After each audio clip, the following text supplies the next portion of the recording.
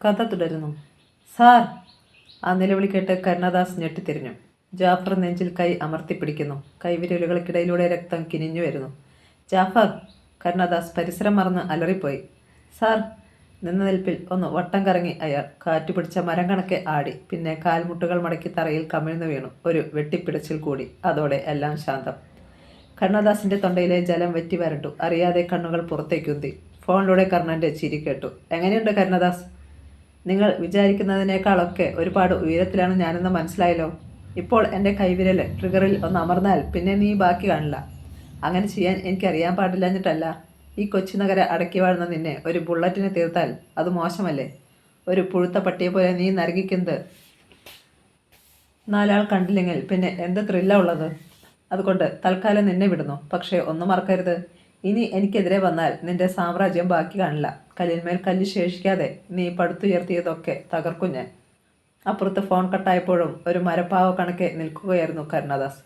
അതിനിടെ ഒരു ചാൽ പോലെ ജാഫറിന്റെ ശരീരത്തിനരികിൽ നിന്നും ചോര ഒലിച്ചു വരുന്നത് അയാൾ കണ്ടു. ദിവസങ്ങൾ എത്ര വേഗത്തിലാണ് കഴിഞ്ഞു പോയത്. സുഗന്ധിയെ കർണൻ ഇവിടെ കൂട്ടിക്കൊണ്ടുവന്നിട്ട് ഇപ്പോൾ 3 മാസങ്ങൾ കഴിഞ്ഞിരിക്കുന്നു.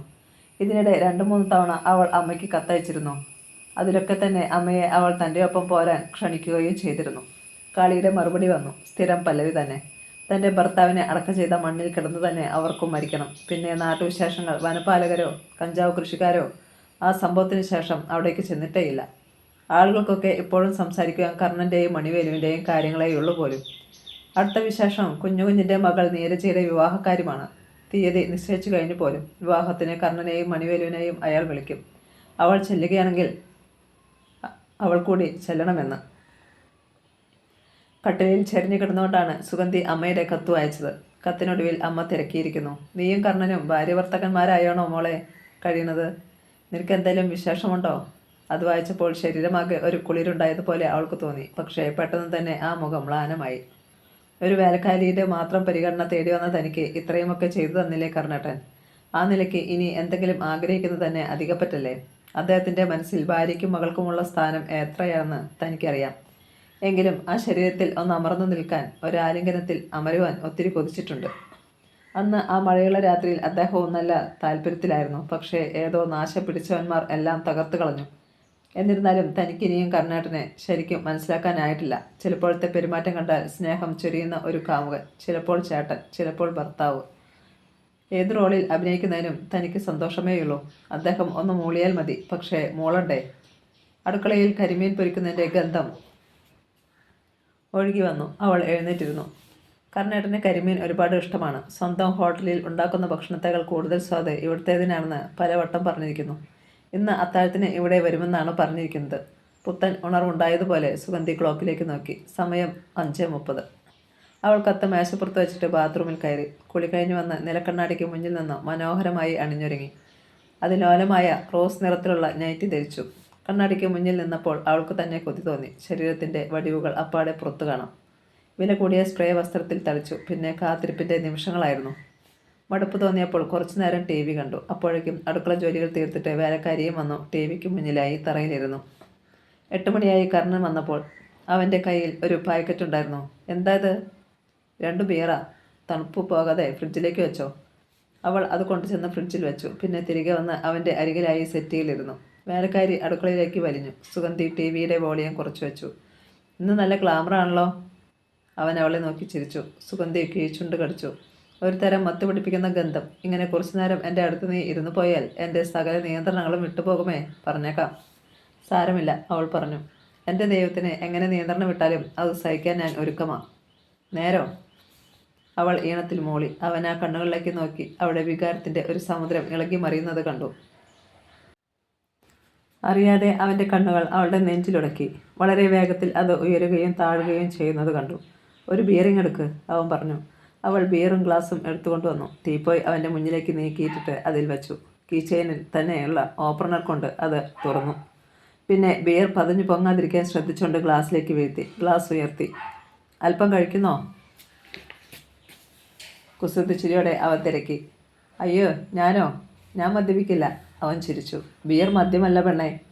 അവൻ ഒരിറക്ക് കഴിച്ചു. തണുപ്പ് ഉള്ളിലേക്ക് ചെന്നപ്പോൾ ഒരു സുഖം. പകുതിയോളം കുടിച്ചിട്ട് അവൻ ഗ്ലാസ് അവൾക്ക് നീട്ടി. അല്പം കഴിച്ചു നോക്ക്. വേണ്ടതേ. ഏയ്, ഞാനല്ലേ പറയുന്നത്. ഷോ, ജോലിക്കാരി കണ്ടാൽ. എങ്കിൽ ചോറ് വിളമ്പി അതിനിടയിൽ കഴിക്കാം. അവൾ അവന് വിളമ്പിക്കൊടുത്തു. കണ്ണൻ 2 ഗ്ലാസ്സിലായി ബിയർ നിറച്ചു. നീയും ഇരിക്കെ. അവൾ അനുസരിച്ചു. അവനൊരു പ്ലേറ്റ് എടുത്ത് അവളുടെ മുന്നിൽ വെച്ചപ്പോൾ അവൾ തടഞ്ഞു. നമുക്ക് ഒരു പാത്രത്തിൽ നിന്ന് കഴിച്ചാലോ? മഞ്ഞുപോലെ ലോലമാണ് ആ ശബ്ദമെന്ന് അപ്പോൾ അവന് തോന്നി. ഓക്കെ, അവൻ സമ്മതിച്ചു. ആദ്യം ആ ബിയർ കഴിക്കേ.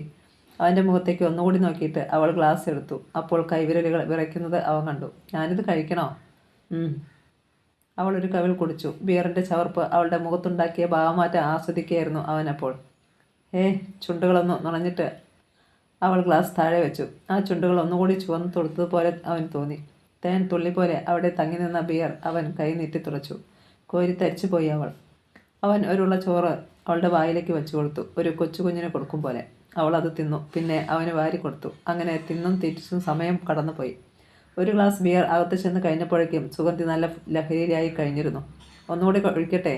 വേണ്ടെന്നേ, അവൾക്ക് കൊഞ്ചി. ബാക്കി ബിയർ കൂടി അവൻ കുടിച്ചു. 1 മണിക്കൂറിലധികം എടുത്തു അവർ ഭക്ഷണം കഴിക്കാൻ. എണീറ്റപ്പോൾ സുഗന്ധി വേച്ചു പോയി. കർണൻ പെട്ടെന്ന് അവളെ താങ്ങി. ചേട്ടത്തിയേ, പാത്രം എടുത്തേക്കണേ. കൈ കഴുകുന്നതിനിടയിൽ അവൻ ജോലിക്കാരിയോട് വിളിച്ചു പറഞ്ഞു. കർണൻ തന്നെയാണ് അവളെ മുറിയിൽ കൊണ്ടുപോയി കിടത്തിയത്. എന്നിട്ട് അവൻ നിവരാൻ ഭാവിച്ചപ്പോഴേക്കും അവൾ അവൻ്റെ കഴുത്തിലൂടെ കൈയിട്ട് തന്നിലേക്ക് പിടിച്ചടുപ്പിച്ചു. ഇന്ന് പോകണ്ട കർണേട്ടാ. അവൻ അവളെ നോക്കി. പകുതിയടഞ്ഞ കണ്ണുകൾ അവൾ ബന്ധപ്പെട്ട് തുറന്നു. പിന്നെ അവൻ്റെ ചുണ്ടുകളിലേക്ക് തൻ്റെ ചുണ്ടുകൾ ചേർത്തു. ഈ രാത്രി എനിക്ക് വേണം കർണേട്ടാ. പെട്ടെന്ന് അവൻ്റെ മനസ്സിൽ സീതയുടെ മുഖം തെളിഞ്ഞു. ഒരു മാത്ര അവൻ എന്തോ ചിന്തിച്ചു. പ്ലീസ് കർണേട്ടാ. സുഗന്ധി കെഞ്ചുകയാണ്. പോകല്ലേ എന്ന്. ഓക്കെ, ആദ്യം ഞാൻ വാതിലൊന്ന് അടയ്ക്കട്ടെ. അവൾ പിടിവിട്ടു. വാതിൽക്കൽ വന്നപ്പോൾ ജോലിക്കാരി മേശ വൃത്തിയാക്കുന്നത് കണ്ടു. അവൻ അതടച്ചു. പിന്നെ അലമാര തുറന്ന് ലുങ്കിയും ഷർട്ടും എടുത്ത് ധരിച്ചു.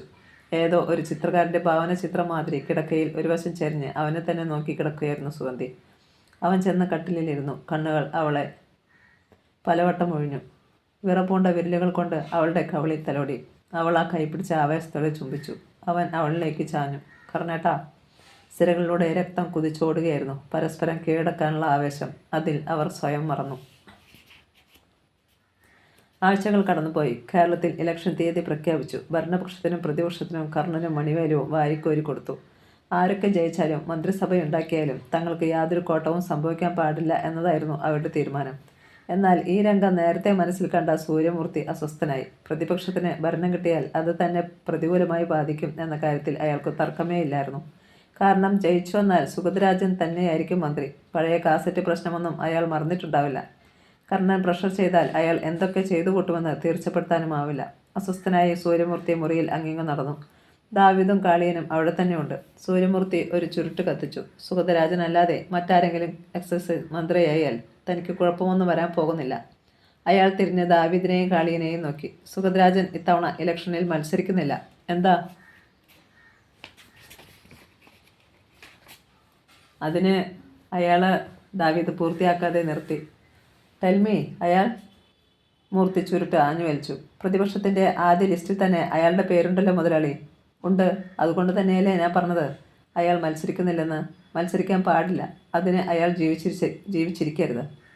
ദാവീദും കാളിയനും പരസ്പരം നോക്കി. റിസ്ക് ഏറെയുള്ള കാര്യമാണ്. എന്നാലും തങ്ങളുടെ മുതലാളി തീരുമാനിച്ചു കഴിഞ്ഞാൽ അതിന് മാറ്റമേയില്ല. കർണനെ തനിക്കൊന്നു നുള്ളി നോവിക്കാൻ പോലും കഴിയാത്തതിൻ്റെ ദുഃഖം സൂര്യമൂർത്തിക്കുണ്ടായിരുന്നു. എന്നാൽ ജാഫറുടെ മരണവും ഇടയാക്കിയ കാരണങ്ങളുമൊക്കെ ഓർത്തപ്പോൾ മൂർത്തി ഞെട്ടുകയും ചെയ്തിരുന്നു. ഇനി കർണനെ കീഴടക്കാൻ ഒരു എളുപ്പവഴിയുള്ളത് അവൻ്റെ 2ാം ഭാര്യയായോ വെപ്പാട്ടിയായോ വെച്ചുകൊണ്ടിരിക്കുന്ന ആ പെണ്ണിലൂടെയാണെന്ന് അയാൾക്ക് തോന്നി. പക്ഷേ സൂക്ഷിച്ച് കൈകാര്യം ചെയ്യണം. ആദ്യം സുഗതരാജൻ, അത് കഴിഞ്ഞ് കർണൻ, അയാൾ തീരുമാനിച്ചു. ഇന്നാണ് നാമനിർദ്ദേശ പത്രിക സമർപ്പിക്കാനുള്ള അവസാനത്തെ ദിവസം. മുൻമന്ത്രിയും MLAയുമായ സുഗതരാജൻ പുതിയ അംഗത്തിന് ഇന്ന് നോമിനേഷൻ സമർപ്പിക്കും. അഭ്യുദയകാംക്ഷികളും പാർട്ടിക്കാരുമൊക്കെ രാവിലെ തന്നെ എത്തിയിട്ടുണ്ട്. 100ഓളം വാഹനങ്ങൾ അകമ്പടി സേവിക്കാനുണ്ടാവും എന്നതാണ് കണക്കുകൂട്ടൽ. പുറപ്പെടേണ്ട നേരവും പത്രിക സമർപ്പിക്കേണ്ട നേരവുമൊക്കെ ജോൾസിനെ കൊണ്ട് കുറിപ്പിച്ചിരുന്നു. അതിനനുസരിച്ച് 10:15 അയാൾ വീട്ടിൽ നിന്നിറങ്ങി. അരമണിക്കൂറോളം സഞ്ചരിക്കണം കളക്ടറേറ്റിലെത്തുവാൻ. 100ൽ കൂടുതൽ വാഹനങ്ങളുണ്ടായിരുന്നു അകമ്പടിക്ക്. സുഗതരാജനോടൊപ്പം കാറിൽ പാർട്ടിയുടെ ജില്ലാ ഭാരവാഹികളും ഉണ്ടായിരുന്നു. പെട്ടെന്ന് മൊബൈൽ ഫോൺ ശബ്ദിച്ചു. അയാൾ അതെടുത്ത് നമ്പർ ശ്രദ്ധിച്ചു. ആ മുഖമൊന്ന് വിളറിയെങ്കിലും മറ്റാരും അറിയാതിരിക്കാൻ ഫോൺ കാതോട് ചേർത്തു. വരാൻ പോകുന്ന എക്സൈസ് മന്ത്രിക്ക് സ്വാഗതം. അപ്പുറത്തു നിന്നും സൂര്യമൂർത്തിയുടെ ശബ്ദം. Thank you. ഒരു കാര്യം ഇപ്പോഴേ ചോദിക്കട്ടെടോ ഞാൻ. താൻ മന്ത്രിയായാൽ എനിക്ക് അനുകൂലമായിട്ട് നിൽക്കുമോ അതോ പ്രതികൂലമായിട്ട് നിൽക്കുമോ? അല്ല, അതിപ്പോൾ എങ്ങനെ പറയാനാണ്? അതെന്താ, ചില കാര്യങ്ങളിൽ നമ്മൾ നേരത്തെ തീരുമാനം ഉണ്ടാക്കി വയ്ക്കാറില്ലേ? അതുപോലെ എൻ്റെ കാര്യത്തിലും ഒരു തീരുമാനം. നോ.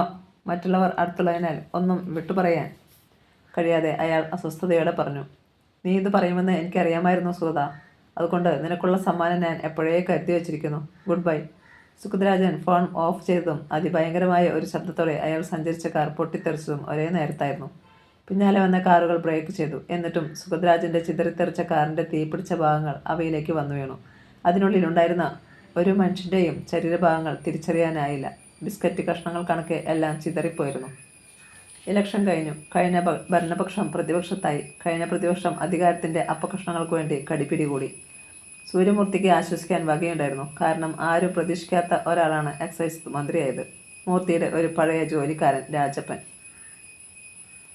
പണ്ട് മൂർത്തിയുടെ വാറ്റുകാരനായിരുന്ന രാജപ്പൻ പിന്നെ രാഷ്ട്രീയക്കാരുടെ ഗുണ്ടയായി, ചെങ്കൽച്ചൂളയിലെ രാജാവായി. കഴിഞ്ഞ തവണ രാജപ്പന് സീറ്റ് നിഷേധിക്കപ്പെട്ടപ്പോൾ ചെങ്കൽച്ചൂളയിലെ ജനങ്ങൾ ഒന്നടങ്കം പട്ടണത്തിലേക്ക് ഇറങ്ങിയിരുന്നു. അന്ന് അവരെ അടക്കാൻ പോലീസിന് ഒരുപാട് വിയർപ്പൊഴുക്കേണ്ടി വന്നു. അതുകൊണ്ട് തന്നെ ഇത്തവണത്തെ ആദ്യ ലിസ്റ്റിൽ രാജപ്പൻ്റെ പേരുണ്ടായിരുന്നു. മന്ത്രിമാരുടെ ലിസ്റ്റ് തയ്യാറാക്കിയപ്പോഴേക്കും ഏതൊക്കെയോ ഭാഗങ്ങളിൽ നിന്ന് പ്രഷറുണ്ടായി. രാജപ്പന് എക്സൈസ് വകുപ്പ് കൊടുക്കണമെന്ന്. സത്യപ്രതിജ്ഞയുടെ തത്സമയ സംപ്രേഷണം ദൂരദർശനിലുണ്ടായിരുന്നു. രാജപ്പൻ്റെ സത്യപ്രതിജ്ഞ കണ്ട സൂര്യമൂർത്തി ആവേശത്തോടെ വിസ്കി കഴിച്ചു. ഇനി താനൊരു വിലസും. എന്നാൽ അപ്പോൾ TV ഓഫ് ചെയ്ത ഒരാളുണ്ടായിരുന്നു, കരുണദാസ്. ഇനി മൂർത്തി അടങ്ങിയിരിക്കില്ലെന്ന് അയാൾക്കുറപ്പായി. ഏറെ കരുതൽ വേണം. അതിനായി അയാൾ വേണ്ടതൊക്കെ ചെയ്തു. ജാഫറിൻ്റെ നഷ്ടം നികത്തുന്നത് കർണാടകയിൽ നിന്നും വന്ന ഒരാളാണ്, ടിമ്മയ്യൻ. ജാഫറേക്കാൾ ഒരു പടി കൂടി മുന്നിൽ. കർണൻ മാത്രം എല്ലാവരുടെയും സത്യപ്രതിജ്ഞ സമാധാനത്തോടെ കണ്ടു. എങ്കിലും രാജപ്പനെക്കുറിച്ച് അയാൾക്കും സംശയമുണ്ടായിരുന്നു. അയാൾ മൂർത്തിയുടെ ആളാണെന്ന് കർണനും അറിയാമായിരുന്നു. എന്നിരുന്നാലും പാർട്ടിക്കാരൻ തൻ്റെ കയ്യിൽ നിന്ന് വാങ്ങിയ പണത്തിൻ്റെ കൂറ് കാണിക്കാതിരിക്കുമോ? അതല്ലെങ്കിൽ അവന്മാർ എന്താണെന്ന് വെച്ചാൽ ചെയ്യട്ടെ. ഒരു വെടിക്കുള്ള മരുന്ന് തൻ്റെ കയ്യിലുമുണ്ട്.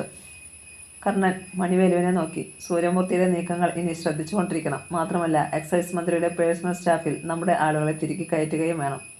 അതൊക്കെ ഞാൻ ഇപ്പോൾ തന്നെ ഏർപ്പാടാക്കിയേക്കാം കർണ. മണിവേലു മൊബൈൽ ഫോൺ എടുത്തു. സത്യപ്രതിജ്ഞയെ തുടർന്നുള്ള പത്രസമ്മേളനവും കഴിഞ്ഞ് എക്സൈസ് മന്ത്രി രാജപ്പൻ നേരെ പോയത് സൂര്യമൂർത്തിയുടെ ബംഗ്ലാവിലേക്കാണ്. അധികം ആളുകളൊന്നും അവിടെ ഇല്ലായിരുന്നെങ്കിലും രാജോചിതമായ സ്വീകരണമാണ് മൂർത്തി അവിടെ ഒരുക്കിയത്. കാറിൽ നിന്നിറങ്ങിയ ഉടനെ രാജപ്പൻ മൂർത്തിയുടെ കാൽ തൊട്ട് തൊഴുതു. അങ്ങയുടെ അനുഗ്രഹം കൊണ്ടാണ് ഇന്ന് ഞാൻ ഇവിടെ വരെ എത്തിയത്. പറ മുതലാളി, ഞാൻ എന്താണ് ചെയ്തു തരേണ്ടത്? മൂർത്തി അയാളെ പിടിച്ചുയർത്തി. 5 വർഷമല്ലേ രാജപ്പ മുന്നിൽ നീണ്ടു നിവർന്നു കിടക്കുന്നത്. ഇഷ്ടം പോലെ അഴിമതി കാണിക്കാനുള്ള അവസരങ്ങളും നമ്മൾ ഒന്നിച്ചു നിന്നാൽ ഇവിടെ പലതും നടത്തണം. ഓരോന്നോരോന്നായി ഞാൻ പിന്നീട് പറയാം. കേരളത്തിലെ ജനങ്ങൾ വെള്ളത്തിനു പകരം സ്പിരിറ്റ് കുടിക്കണം. ഇപ്പോൾ താൻ വാ. മന്ത്രിയുടെ കൈപ്പിടിച്ച് സൂര്യമൂർത്തി അകത്തേക്ക് നടന്നു. മൂർത്തിയുടെ പുതിയ യുഗം ആരംഭിക്കുകയായിരുന്നു അവിടെ. തീറ്റയും കുടിയും സന്തോഷം പങ്കുവയ്ക്കലും ഒക്കെ കഴിഞ്ഞ് രാജപ്പൻ അവിടെ നിന്നും മടങ്ങുമ്പോൾ രാത്രി 2 മണി കഴിഞ്ഞിരുന്നു. വിവരങ്ങൾ അപ്പോൾ തന്നെ കർണനും കരുണദാസും അറിയുന്നുണ്ടായിരുന്നു. മന്ത്രിയുടെ പേഴ്സണൽ സ്റ്റാഫിൻ്റെ കൂട്ടത്തിൽ കർണൻ്റെ 2 ആളുകൾ കയറിപ്പറ്റിയത് ആരും അറിഞ്ഞില്ല. ദിവസങ്ങൾ അടർന്നു. വാളയാർ ചെക്ക് പോസ്റ്റ് കടന്ന് കേരളത്തിലേക്ക് വന്ന കർണൻ്റെ 5 സ്പിരിറ്റ് ലോറികൾക്ക് മുന്നിൽ പോലീസിൻ്റെയും എക്സസിൻ്റെയും വാഹനങ്ങൾ ബ്രേക്കിട്ടു. പിറ്റേന്നത്തെ പത്രങ്ങളിൽ വാർത്തയുണ്ടായിരുന്നു. വാളയാർ ചെക്ക് പോസ്റ്റിൽ സ്പിരിറ്റ് വേട്ട എന്നതായിരുന്നു തലക്കെട്ട്. 5 സ്പിരിറ്റ് ടാങ്കറുകൾ പിടിച്ചെന്നും പക്ഷേ അതിൽ ഉണ്ടായിരുന്ന ആളുകൾ രക്ഷപ്പെട്ടെന്നും സ്പിരിറ്റ് ആരുടേതാണെന്ന അന്വേഷണം തുടരുന്നു എന്നും മറ്റുമായിരുന്നു വാർത്ത. കർണൻ്റെ കയ്യിൽ പത്രം ഞെരിഞ്ഞുടഞ്ഞു. അണപ്പല്ലുകൾ കടിച്ചമർത്തുകയാണ് അവൻ. സ്കൗണ്ട്രൽസ്. അമ്പരന്നിരിക്കുകയായിരുന്നു മണിവേലുവും. ടാങ്കറുകൾ പിടിക്കപ്പെട്ട കാര്യം ആരും ഇതുവരെ അവരെ വിളിച്ച് അറിയിച്ചിരുന്നില്ല. രക്ഷപ്പെട്ടുപോയ ജീവനക്കാർക്ക് അതിനുള്ള സാവകാശം കിട്ടിക്കാണില്ലെന്ന് അവന് തോന്നി. പത്രം ദൂരെ എറിഞ്ഞിട്ട് കർണൻ വെട്ടിത്തിരിഞ്ഞ് മണിവേലുവിനെ നോക്കി. രാജപ്പനും മൂർത്തിയും കൂടിയുള്ള കളിയത്. പക്ഷേ നമ്മുടെ 2 ആളുകളെ വെറുതെ വേഷം കെട്ടിച്ച് മന്ത്രിയുടെ സ്റ്റാഫുകളാക്കിയിട്ട് യാതൊരു പ്രയോജനവും ഉണ്ടായില്ലല്ലോ മണി. ഞാനും അത് തന്നെയാണ് ചിന്തിച്ചത്. എന്തോ തിരിമറികൾ എവിടെയോ നടന്നിട്ടുണ്ട്. അതെന്താണെന്ന് അറിയണം. അപ്പോൾ തന്നെ മണിവേലു മൊബൈലിൽ ഫോണിലൂടെ തങ്ങളുടെ ആളുകളുമായി ബന്ധപ്പെട്ടു. ഞങ്ങൾ പോലും പത്രത്തിൽ കണ്ടപ്പോഴാണ് അണ്ണാ വിവരമറിയുന്നത്. അവരുടെ മറുപടി കിട്ടി. ഇതേക്കുറിച്ച് ഒരു സൂചന പോലും മന്ത്രി ആർക്കും തന്നിട്ടില്ല. മാത്രമല്ല സൂര്യമൂർത്തിയുമായി ഈ ഓഫീസിൽ നിന്ന് മന്ത്രി ഫോണിൽ പോലും സംസാരിച്ചില്ല. അയാളുടെ വീട്ടിൽ പോയിട്ടില്ല. അമർത്തിയ ഒരു മോളിനോടെ മണിവേലു ഫോൺ ഓഫ് ചെയ്തു. കർണൻ എണീറ്റ് അസ്വസ്ഥതയോടെ മുറിയിൽ അങ്ങിങ്ങ് ഉലാത്തി. ഈ കളി ഇവിടം കൊണ്ട് തന്നെ അവസാനിപ്പിച്ചില്ലെങ്കിൽ ശരിയാകില്ല മണി. ആ നേരത്ത് സെൽഫോൺ ശബ്ദിച്ചു. അതിൽ തെളിഞ്ഞ നമ്പർ കണ്ടപ്പോഴേ ബാംഗ്ലൂരിൽ നിന്നാണെന്ന് മനസ്സിലായി. തിമ്മയ്യ രാജയുടെ കോൾ കർണൻ അറ്റൻഡ് ചെയ്തു. 5 മിനിറ്റോളം സംസാരിച്ച ശേഷമാണ് അയാൾ ഫോൺ ഓഫ് ചെയ്തത്. പിന്നെ മണിവേലുവിന് നേരെ തിരിഞ്ഞു. എല്ലാം വിശദമായി തന്നെ തിമ്മയ്യ രാജയെ അറിഞ്ഞിട്ടുണ്ട്. എത്രയും വേഗം തടയണമെന്നാണ് നിർദ്ദേശം. നമുക്ക് പറ്റില്ലെങ്കിൽ ആളിനെ വേണമെങ്കിൽ അവിടെ നിന്നും അയച്ചു തരാമെന്ന്. അതിൻ്റെ ഒന്നും ആവശ്യമില്ല. ഈ പ്രശ്നം നമ്മൾ നേരിട്ട് തീർക്കും. എന്തോ ചിന്തിച്ചിട്ട് കർണൻ ചീഫ് മിനിസ്റ്ററെ വിളിച്ചു. അദ്ദേഹം എണീറ്റതേയുള്ളൂ. നിങ്ങളാരാണ്? ഫോണിൽ PAയുടെ ശബ്ദം. നിന്റെ അമ്മയുടെ കെട്ടിയോൻ. കൊടുക്കണം ഫോൺ അങ്ങോട്ട്, കർണൻ അലറി. 1 മിനിറ്റോളം വേണ്ടി വന്നു CMനെ കിട്ടാൻ. യെസ്, ഗുഡ് മോർണിംഗ് സാർ, കർണനാണേ. Very good morning. എന്താണ് രാവിലെ? ഞാൻ പറയാതെ തന്നെ സാറിന് കാര്യം മനസ്സിലായിട്ടുണ്ടാവും എന്ന് കരുതുന്നു. ഓ, ആ സ്പിരിറ്റ് കേസാണോ? അത് തൻ്റെ സാധനമായിരുന്നോ? ശബ്ദത്തിൽ അമ്പരപ്പുണ്ടെന്ന് കർണന് മനസ്സിലായി. രാഷ്ട്രീയക്കാരനിലെ അഭിനേതാവിൻ്റെ ചോദ്യമല്ല. മുഖ്യമന്ത്രിയോട് എങ്ങനെ ഇതിന് ഞാൻ മറുപടി പറയും? പറയേണ്ടടോ, പറയാതെ തന്നെ എനിക്ക് മനസ്സിലായല്ലോ. ഇങ്ങനെ ഒരു അറ്റംപ്റ്റിനെ കുറിച്ച് രാജപ്പൻ ഒന്ന് സൂചിപ്പിക്കുക പോലും ചെയ്തിരുന്നില്ല കേട്ടോ. കർണൻ മറ്റൊന്നും വിചാരിക്കരുത്. താൻ പാർട്ടിക്ക് ചെയ്ത സഹായങ്ങളൊന്നും ഞാൻ മറക്കില്ല. ഇനി ഇങ്ങനെ ഉണ്ടാകാതിരിക്കാൻ ഞാൻ നോക്കിക്കൊള്ളാം. രാജപ്പനെ ഇന്ന് തന്നെ വിളിച്ചു പറയാം. താങ്ക് യു സാർ, അവൻ ചിരിച്ചു. തൻ്റെ മനസ്സിലെ പ്രയാസം മാറിക്കാണില്ലെന്നറിയാം. എന്നാലും സംഭവിച്ചു പോയത് ഇനി ആകലപ്പെട്ടാൽ തിരികെ കിട്ടില്ലല്ലോ. പോരെങ്കിൽ പത്രങ്ങളിലൊക്കെ നല്ല കവറേജുള്ള വാർത്തയുമായി പോയി. ശരി സാർ, താൻ രാത്രി എന്നെയൊന്ന് വിളിക്കണം. അപ്പോഴേക്കും ഞാൻ രാജപ്പനുമായി സംസാരിച്ചിരിക്കും. സാർ, കർണൻ ഫോൺ കാതിൽ നിന്നും മാറ്റി. ചീഫ് മിനിസ്റ്ററുടെ ഔദ്യോഗിക വസതിയിലെ പേഴ്സണൽ റൂമിൽ വെച്ചാണ് അയാൾ എക്സൈസ് മന്ത്രിയുമായി സംസാരിച്ചത്. അടച്ചിട്ട മുറിക്കുള്ളിൽ അവർ ഇരുവരും മാത്രമേ ഉണ്ടായിരുന്നുള്ളൂ. രാജപ്പ, CM അച്യുതൻകുട്ടി വിളിച്ചു. തനിക്ക് ഒരു പക്ഷെ അറിയാമായിരിക്കും, ഭരണത്തിൽ തിരിച്ചു കയറുന്നതിന് പലരും നമ്മെ അകമഴിഞ്ഞ് സഹായിച്ചിട്ടുണ്ടെന്ന്. കോടികൾ സംഭാവന തന്നിട്ടുണ്ട്. അധികാരം കിട്ടിക്കഴിഞ്ഞതുകൊണ്ട് നമ്മൾ അവരെ മറക്കാൻ പാടില്ല. രാജപ്പൻ പിന്നോട്ട് ചീകിവെച്ചിരുന്ന തൻ്റെ തലമുടിയിൽ പതിയെ തലോടിക്കൊണ്ട് മന്ദഹാസത്തോടെ CMനെ നോക്കിയിരുന്നു. 5 അടിയോളം ഉയരവും കറുത്തിരുണ്ട ശരീരവും ഉണ്ടക്കണ്ണുകളുമായിരുന്നു രാജപ്പൻ്റേത്. അച്യുതൻകുട്ടി തുടർന്നു. അങ്ങനെ നമ്മളെ സഹായിച്ചവരിൽ പ്രധാനിയാണ് റാണി ഗ്രൂപ്പ് സ്ഥാപനങ്ങളുടെ മാനേജിംഗ് ഡയറക്ടർമാരിൽ ഒരാളായ മിസ്റ്റർ കർണൻ. രാജപ്പൻ്റെ മുഖത്തെ ചിരി പതിയെ മാഞ്ഞെങ്കിലും അത് ശ്രദ്ധിക്കാതെ CM പറഞ്ഞുകൊണ്ടിരുന്നു. പക്ഷേ തനിക്ക് ഇന്നലെയൊരു തെറ്റുപറ്റി. ചെക്ക് പോസ്റ്റിൽ നിന്ന് പിടിച്ചത് അയാളുടെ ടാങ്കറുകളായിരുന്നോ എന്നൊരു സംശയം. നേതാവേ, രാജപ്പൻ വെട്ടിത്തുറന്ന് പറഞ്ഞു. നമ്മളെല്ലാം കർണൻ്റെ മുന്നിൽ ഓച്ചാഞ്ചി നിൽക്കണമെന്നാണ് പറഞ്ഞു വരുന്നതെങ്കിൽ അതിന് എന്നെ കിട്ടില്ല. ഒരു മധ്യരാജാവുമായുള്ള അവിശുദ്ധ ബന്ധത്തിന് ഞാനില്ല. പാർട്ടിക്ക് അയാൾ സംഭാവന തന്നിട്ടുണ്ടാവും, പക്ഷേ ഞാനൊന്നും വാങ്ങിയിട്ടില്ല. അച്യുതൻകുട്ടിയുടെ കണ്ണുകൾ കുറുകി. രാജപ്പൻ രോഷത്തോടെ പറയുകയായിരുന്നു. അയാളുടെ ടാങ്കറുകൾ ആണെന്നറിഞ്ഞുകൊണ്ട് തന്നെയാണ് ഞാൻ പിടികൂടിയത്. പക്ഷേ ഇത്തവണ അവനെ കൊടുക്കാൻ പറ്റിയില്ല. ആ വണ്ടികളുടെ ബുക്കും പേപ്പറും രജിസ്ട്രേഷൻ നമ്പറും എല്ലാം വ്യാജമായിരുന്നു. അയാളുടെ കയ്യിൽ നിന്ന് രാജപ്പൻ പണമൊന്നും വാങ്ങിയില്ലെന്നത് നേരെ തന്നെ. എന്നാൽ വന്ന് ചോദിച്ചപ്പോഴൊക്കെ കെട്ടുകണക്കിന് ഞാൻ തന്നത് എവിടെ നിന്നാണെന്നാ തൻ്റെ വിചാരം? ഞാൻ എൻ്റെ വീട്ടിൽ നിന്ന് കൊണ്ടുവന്നെന്ന് ഓർത്തോ താൻ? രാജപ്പനൊന്ന് ചിരിച്ചു. അതിനും സാറിനെ കൊണ്ട് ബുദ്ധിമുട്ടുണ്ടാവില്ലെന്ന് എനിക്കറിയാം. കാരണം രാഷ്ട്രീയത്തിൽ കടന്ന കാലം മുതലേ സമ്പാദിച്ച് കൂട്ടിയിട്ടുണ്ടല്ലോ. രാജപ്പ, CMൻ്റെ മുഖം കറുത്തു. അതെ സാറേ, ഈ കർണൻ ആരാണെങ്കിലും നമ്മുടെ മന്ത്രിസഭയുടെ കാലാവധി തീരും മുമ്പ് ഞാൻ അവനെ പിച്ചച്ചട്ടി എടുപ്പിക്കും. അല്ലെങ്കിൽ സാറ് ആ ലെറ്റർ പാഡിൽ ഇങ്ങോട്ട് എഴുതിത്താ. അവൻ ഇത്ര കോടി ഇലക്ഷൻ ഫണ്ടിലേക്ക് തന്നെന്നും അവൻ വ്യാജ സ്പിരിറ്റ് വ്യാപാരം നടത്തുന്നതിന് സഹായിക്കണമെന്നും. രാജപ്പ, ബാക്കി പറയാൻ CMന് വാക്കുകൾ കിട്ടിയില്ല. സാറിന് മറ്റൊന്നും പറയാനില്ലല്ലോ? പോയിട്ട് എനിക്ക് കുറേ കാര്യങ്ങൾ ചെയ്തു തീർക്കാനുണ്ട്. രാജപ്പൻ എണീറ്റു. പിന്നെ ഒരു കാര്യം, എൻ്റെ വകുപ്പിൽ വെറുതെ കൈയിട്ട് വരാനൊന്നും ശ്രമിച്ചേക്കല്ലേ. രാജപ്പൻ വാതിൽ തുറന്നിറങ്ങിപ്പോയി. ഇരുന്നിടത്ത് നിന്ന് എഴുന്നേൽക്കാൻ കഴിയാതെ കുറച്ചു നേരം അവിടെ തന്നെ കഴിച്ചുകൂട്ടി ചീഫ് മിനിസ്റ്റർ. രാജപ്പൻ തൻ്റെ ഗ്രൂപ്പിൽപ്പെട്ട ആളല്ലെങ്കിലും ഇങ്ങനെ മുഖത്തടിക്കും വിധത്തിൽ കാര്യങ്ങൾ പറഞ്ഞിട്ട് പോകുമെന്ന് അയാൾ സ്വപ്നാഭി കരുതിയിരുന്നില്ല. രാത്രിയിൽ കർണൻ വിളിച്ചപ്പോൾ രാജപ്പൻ്റെ പ്രതികരണം മറച്ചു വയ്ക്കുന്നത് ശരിയല്ലെന്ന് തോന്നിയ അച്യുതൻകുട്ടി ഉള്ളു തുറന്നു പറഞ്ഞു. ഇത്തിരി മയപ്പെടുത്തിയാണെന്ന് മാത്രം. എല്ലാം കേട്ടുകഴിഞ്ഞ് കർണൻ ഒന്ന് മൂളി. എങ്കിൽ ഇനി എന്തു വേണമെന്ന് ഞാൻ നോക്കിക്കോളാം സാർ. അവൻ ഫോൺ വെച്ചു. പിന്നെ മണിവേലുവിനെ നോക്കി കാര്യങ്ങൾ ചുരുക്കി പറഞ്ഞു. നമ്മൾ ഒന്നുകൂടി കരുതിയിരിക്കണം. മാത്രമല്ല 4-5 ലോഡ് കൂടി ഉടനെ വിടാൻ തെമ്മയ്യ രാജയോട് പറയണം. പക്ഷേ മണിവേലുവിൻ്റെ മുഖം തെളിഞ്ഞു. കൊള്ളാം, ഏതായാലും കളി തുടങ്ങിക്കഴിഞ്ഞല്ലോ. ഇനി അരക്കൈ നോക്കിയേക്കാം. അയാൾ തിമ്മയ്യ രാജയെ വിളിച്ച് ആശയം കൈമാറി. കർണൻ സുഗന്ധിയുടെ അടുത്തേക്ക് പോയി. 2 മാസം ഗർഭിണിയായിരുന്നു അവൾ. അവളെ കണ്ടപ്പോൾ അവൻ്റെ മനസ്സിലെ അസ്വസ്ഥതകളൊക്കെ പമ്പ കടന്നു. മറ്റന്നാൾ രാവിലെ പുറപ്പെടണ്ടേ? സുഗന്ധി തിരക്കി. നല്ല ചോദ്യം. മറ്റെന്ത് പ്രശ്നമുണ്ടെങ്കിലും അതിനെല്ലാം അവധി കൊടുത്തിട്ട് നമ്മൾ പോകും. അവൻ അവളെ ചേർത്തണച്ചു. അവളുടെ അടിവയറ്റിൽ പതിയെ തടവി. മോനോ അതോ മോളോ? രണ്ടായാലും എനിക്കിഷ്ടമാണ്. അവൾ അവനെ ഇറുകെ പുണർന്നു. മറ്റന്നാളാണ് കുഞ്ഞുകുഞ്ഞിൻ്റെ മകൾ നീരജയുടെ വിവാഹം. കാലേക്കുട്ടി പുറപ്പെട്ടാൽ വിവാഹ സമയത്തിന് മുമ്പ് അങ്ങെത്താം. അടുത്ത ദിവസം രാത്രി വാളയാർ ചെക്ക് പോസ്റ്റ് കടന്ന് 4 ടാങ്കർ ലോറികൾ കേരളത്തിലേക്ക് വന്നു. 1 കിലോമീറ്റർ കഴിയും മുമ്പ് എക്സൈസുകാർ ലോറികൾ പിടികൂടി. ഇത്തവണ അതിലെ ജീവനക്കാരൊന്നും ഇറങ്ങിയോടിയില്ല. അപ്പോഴേക്കും പോലീസും എത്തി. ആരുടെയാടാ ഈ ലോറികൾ? സർക്കിൾ ഇൻസ്പെക്ടർ ഒരു ഡ്രൈവറെ ഷട്ടിൽ പിടിച്ചിരുത്തി. റാണി ഗ്രൂപ്പിൻ്റെതാണ്. സിഐയുടെ മുഖത്ത് വിജയഭാവത്തിൽ ഒരു ചിരിയുണ്ടായി. പിറ്റേന്ന് രാവിലെ 8 മണി. റോഡ് റോയ്സ് കാർ റാണി ഗ്രൂപ്പ് കോംപ്ലക്സിന് മുന്നിൽ വന്നു നിന്നു. കർണനും മണിവേലുവും അതിൽ നിന്നിറങ്ങി. ഉടനെ സൈറൻ ഇട്ടുകൊണ്ട് 2 പോലീസ് ജീപ്പുകൾ പാഞ്ഞു വന്നു. അതിൽ നിന്നും ചാടിയിറങ്ങിയ പോലീസ് ഉദ്യോഗസ്ഥന്മാർ അവരെ വളഞ്ഞു. മുന്നോട്ട് വന്ന പോലീസ് ഓഫീസർ കനത്ത ശബ്ദത്തിൽ പറഞ്ഞു, കർണ, യു ആർ അണ്ടർ അറസ്റ്റ്. കർണനും മണിവേലുവും മുഖാമുഖം ഒന്ന് നോക്കി. മുന്നിൽ നിൽക്കുന്ന പോലീസ് ഉദ്യോഗസ്ഥന്മാരെ തീർത്തും അവഗണിച്ച മട്ടിലായിരുന്നു അവരുടെ പെരുമാറ്റം. കർണന് മാത്രമേ അറസ്റ്റ് ചെയ്യാനുള്ളോ? ഞാനും ഉണ്ടാവണ്ടേ കൂട്ടിന്? മണിവേലു മുന്നിൽ നിന്നിരുന്ന പോലീസ് ഓഫീസറെ നോക്കി. അയാൾ DYSP ഗോപിനാഥ് ആയിരുന്നു. ഇവിടേക്ക് ട്രാൻസ്ഫർ കിട്ടിയത് പുതിയ മന്ത്രിസഭ നിലവിൽ വന്നതിന് ശേഷമാണ്. അതുകൊണ്ട് തന്നെ കർണനും മറ്റുമായി പരിചയപ്പെട്ടിരുന്നില്ല. നിന്നെ ഞാൻ കൊണ്ടുപോകാമെടാ, ഗോപിനാഥ് അണപ്പല്ല് കടിച്ചു. കൊണ്ടുപോകുന്നതിന് മുമ്പ് കാര്യം എന്താണെന്ന് പറയുന്നതിന് വിരോധം ഉണ്ടാവില്ലല്ലോ സാർ? നേരത്തെ ശരിയോടെയാണ് കർണൻ തിരക്കിയത്.